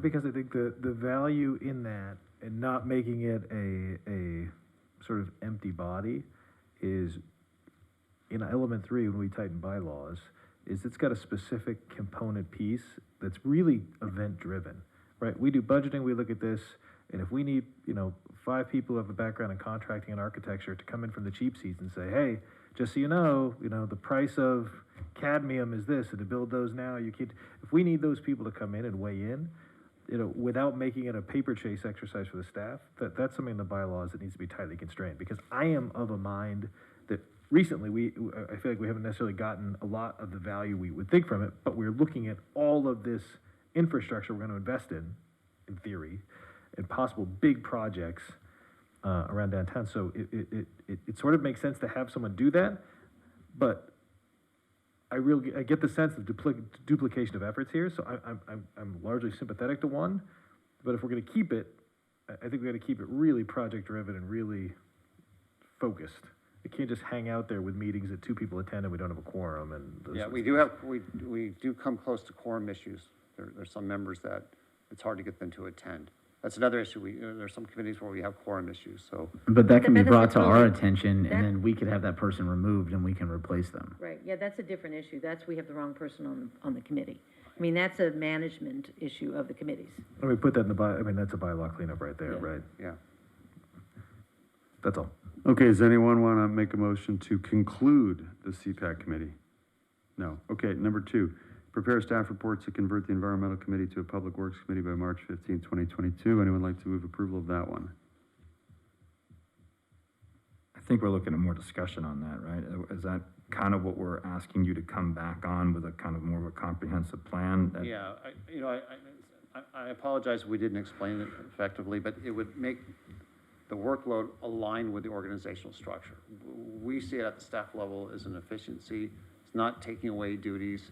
It would just align better with the organizational structure. If you're not comfortable with that and you want to keep it the way it is with the overlap and all that, we'll deal with it. I'll move approval, but with a caveat, can we call it the Public Works and Environment Committee? We're gonna spend 6 months figuring out bylaws. They're not gonna do anything. No, the work will still go. I think the work will still go, and I know that I just made a motion. But so how can the further work discussion. go if there's no bylaws for a committee? You create a committee, you cannot work without a structure and bylaws by which you're working by. But are the bylaws a problem or the fact that there's no work plan that's a problem? To me, it's It's no, the okay, so, work plan. but those are two different things. You don't need to change the name of the committee to change the work plan. If Hold they on. wanna work on things that fall into the planning commission's privy, they can't. There is a work plan in the environmental committee. There is a work plan. Sorry. I've seen it. Okay, there is a work plan. They have very clear ideas of what they want to work on. Yeah. There's no question about that. And none of that's being attempted to be watered Did the down. work plan come from us or did it come from the committee? Came from the committee. And the council ultimately approved it. That's right. They presented before this body. They did. Yeah. Just remember we did the beekeeping and then it was, Yeah. remember that was Yeah. part of it? So what, I guess I don't understand the overlap, I'm sorry, there's a motion on the floor. There is. We can still have discussion. I mean, do you want to get clarification on that? It's, if they have a work plan and they're assigned to a staff member, Mm-hmm. I don't understand what changing the name, I mean, you're saying so it aligns better, where if there's things in their work plan that don't fall, I mean, right now they're under Public Works. So moving them as the Public Works Committee, it doesn't change the department that it falls under, so where's the overlap? I think there's an element to when you give it the name of Public Works, even though it may not make huge structural differences, it does help give clarity to their mandates. Because right now, although their staff member attached is from Public Works, they clearly touch on things, utensils do not fall under Public Works. So it clarifies in the mind of the average resident, it clarifies in the mind of the voters, it clarifies in us when we approve a work plan of here is where the breadth of their work should largely exist. It doesn't mean there aren't moments for them to opine on things that are relevant, but I think it just adds clarity, because, I mean, to steal something from earlier from DEI, right? Labels and names matter in this. So I think there's some sharpening that comes from that, but it is, I mean, a bit of mental jewelry, no doubt. But aren't we in the process of doing our strategic plan? So once we do our strategic plan, we should be realigning all of the committees and commissions' work plans, right? I mean, that should be something that you do every year, and to say, okay, we've now, here's our new strategic plan. We present it to the commissions and committees and say, here's our 5 core concepts, and we want to make sure you're working on, your work plan is working on things that align with our new strategy. I mean, what happens, you've got to constantly change it, and you got to constantly bring it forth and have discussion about it. Okay, I'm going to call for, do we have a second? We have a first on the floor. Drew, second. Okay, thank you. Call for the vote. Madam Clerk, please. Councilmember Drew, Yes. Councilmember Nickel, No. Councilmember Perstuck, No. Councilmember Pimentel. Yes. Excuse me, Mayor Pro Tem Pimentel. But I get 2 votes? You might need them. Yes. Just kidding. I'm a yes too, Madam Clerk. I'm sorry, Mayor Pro Tem, what did you say? That was a yes? He's a yes. I'm a yes. It's There 3-2. you go. So it's 3-2. Yes, ma'am. All right. Thank you. Item 3, May I get a clarification though? yes. Did you pass that, changing the name to the Public Works Environment Committee, or are you leaving the Public Works Committee? I like, we might have to do another vote here. I like Mayor Pro Tem's recommendation of Public Works and Environmental Committee. Public Works and Was Environment? that your motion specifically? That was not the I didn't original think motion. so, yeah. So it passed as Public Works. Public Works it is, we already voted. Unless We someone can wants to add make a motion to do parentheses. another vote. No, that's okay. Rename it. Okay. We'll Item leave it 3. at Public Works. Thank you. Yeah, thank you. Okay, item 3, do we want to, I think we do, conduct a thorough review of each city committee, commission, and board's bylaws. I'll move approval. Thank you. Do a second? Drew, Nick? second. Okay, thank you. All right, Madam Clerk, please. Yeah. Was that Mayor Pro Tem Pimentel and Yes, ma'am. Mr.? And Giroux, yes. Thank you. Councilmember Giroux, Yes. Councilmember Nickel, Aye. Councilmember Perstuck, Yes. Mayor Pro Tem Pimentel, Yes. Mayor Boyles. Yes. 5-0. All right, thank you, Madam Clerk. Well, we're getting close here. We've got one item left. Item 15, Chief Financial Officer Salary Range Adjustment Recommendations. Mr. Minnick. HR Director Rebecca Reddick will present that virtually. I am moving Mrs. Reddick over as we speak.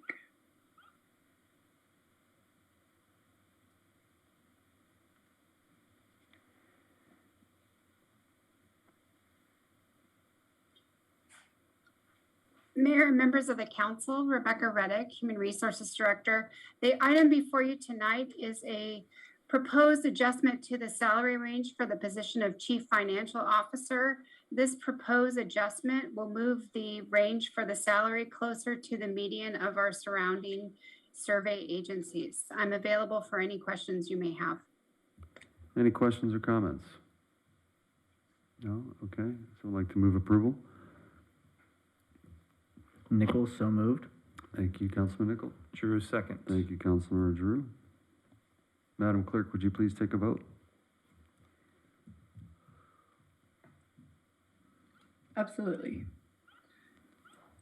Councilmember Giroux, Yes. Councilmember Nickel, Aye. Councilmember Perstuck, Yes. Mayor Pro Tem Pimentel, Yes. Mayor Boyles. Yes. Passes 5-0. Great, thank you. We are on to report, City Clerk. Nothing this evening, thank you. Thank you. City Treasurer, is Mr. Robinson on? No, okay. Let's see, Councilmember Giroux. Yes, I had a LAWA meeting last week, and this interesting data came out of that. According to LAWA, 47.5 million air passengers in 2021, and that is uptrending. And obviously it's off of what it was pre-COVID, but it's trending in the right direction. On December 17th, they actually had 95,000 passengers in one day, which I think broke a couple records. It was back to pre-pandemic levels, as a matter of fact. Interesting, cargo is up to 3 million tons. I guess I measure that in tonnage. In 2021, that is up 20% over the previous year. And if anybody's been following supply chain issues, a lot of that has to do with the fact that people are air freighting in an awful lot more than they were previously. So there could be an adjustment to that as the shipping business starts to get itself righted. And LAWA employees are home, work from home indefinitely was the term I was given. So that's the update from LAWA. Thank you, Councilmember Giroux. Councilmember Nickel. Mayor, can we back up? Yes. Mr. Hensley, for the Chief Financial Officer item, there was a resolution that you didn't read. Is that need to be read?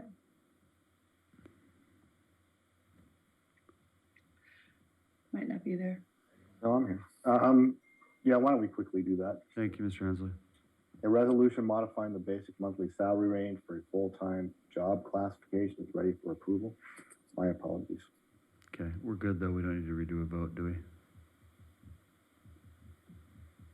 think that's a no. You're muted, Mark. No, because you voted on it and I read the title, which is what we need to do, so we're good. Okie dokie. All right, we're on to Councilmember Nichol.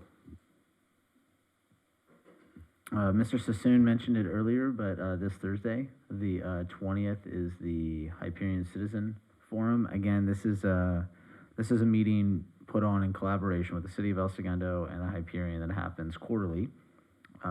They discuss work plans and projects happening on site.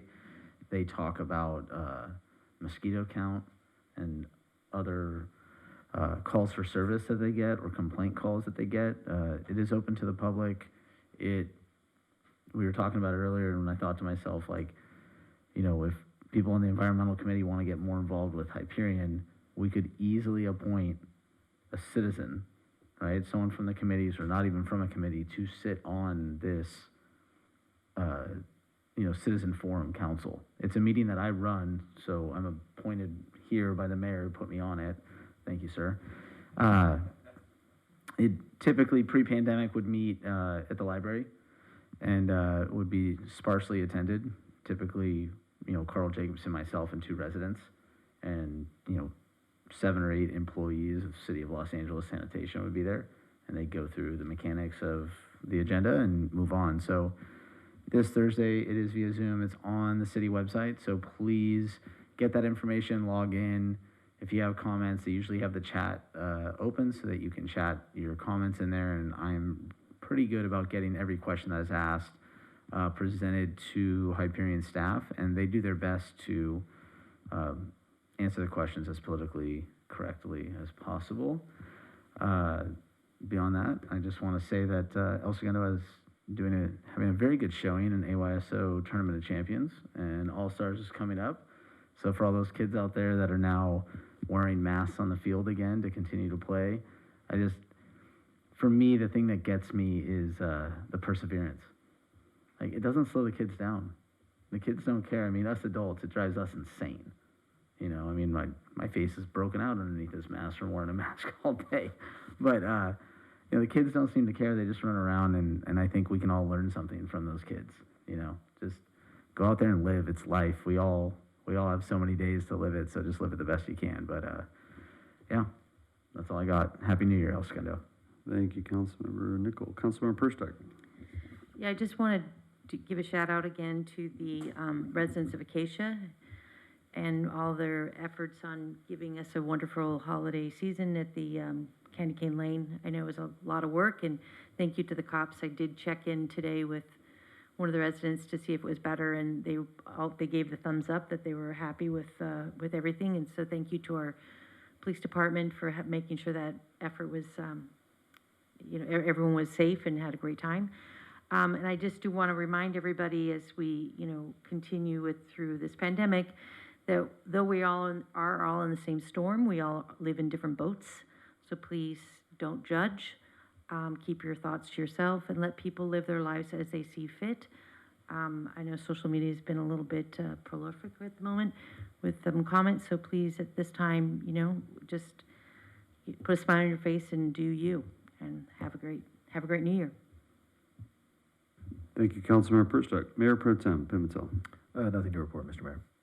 Thank you. I'll be quick. I touched on in public comments. The Southern Cal Association of Governments Regional Council, which I sit on, voted I believe it was last week, to support Bill Brand's and others. There's 3 or 4 people listed on that. The Community Planning Voter Initiative, which will overturn SB 9 and 10 if approved, and forbid the state to interfere with local zoning laws on a go-forward basis. It still has to qualify for ballot for November. It needs roughly 1.4 million signatures, and there's a serious fundraising campaign underway, so stay tuned for that. It was actually very unusual for SCAG to vote on something like that. That was unprecedented, so I think it bodes well. People are very frustrated by that legislation. And that is all I have for comments. Let's see, we're on to City Attorney. Nothing this evening. Thank you, Mayor. All right, City Manager. Mr. Mayor, members of the council, I'd like to thank you for your leadership on the DEI issue. You heard a really impressive report tonight. It took a lot of work to get to this point. Great collaboration between the committee, staff, outside experts, and so on. So thank you for your support. You're showing real leadership that will go beyond just our borders. We also heard the update from Eric Chan at the El Segundo EDC, and he hit on a couple things. And just to reiterate, to remind you and the viewers that Topgolf is moving along, and the anticipated opening is April 13th or April 15th. Remember, tax day. Go out and hit some balls. So that's moving along. The LA Chargers project should have a groundbreaking coming up in the next couple of months. We'll certainly let the council and the community know. The next council meeting will be on February 1st. We have two hearings talking about housing issues, the housing element hearing and SB 9 update on that night. So very timing, and we'll follow up with a speaker.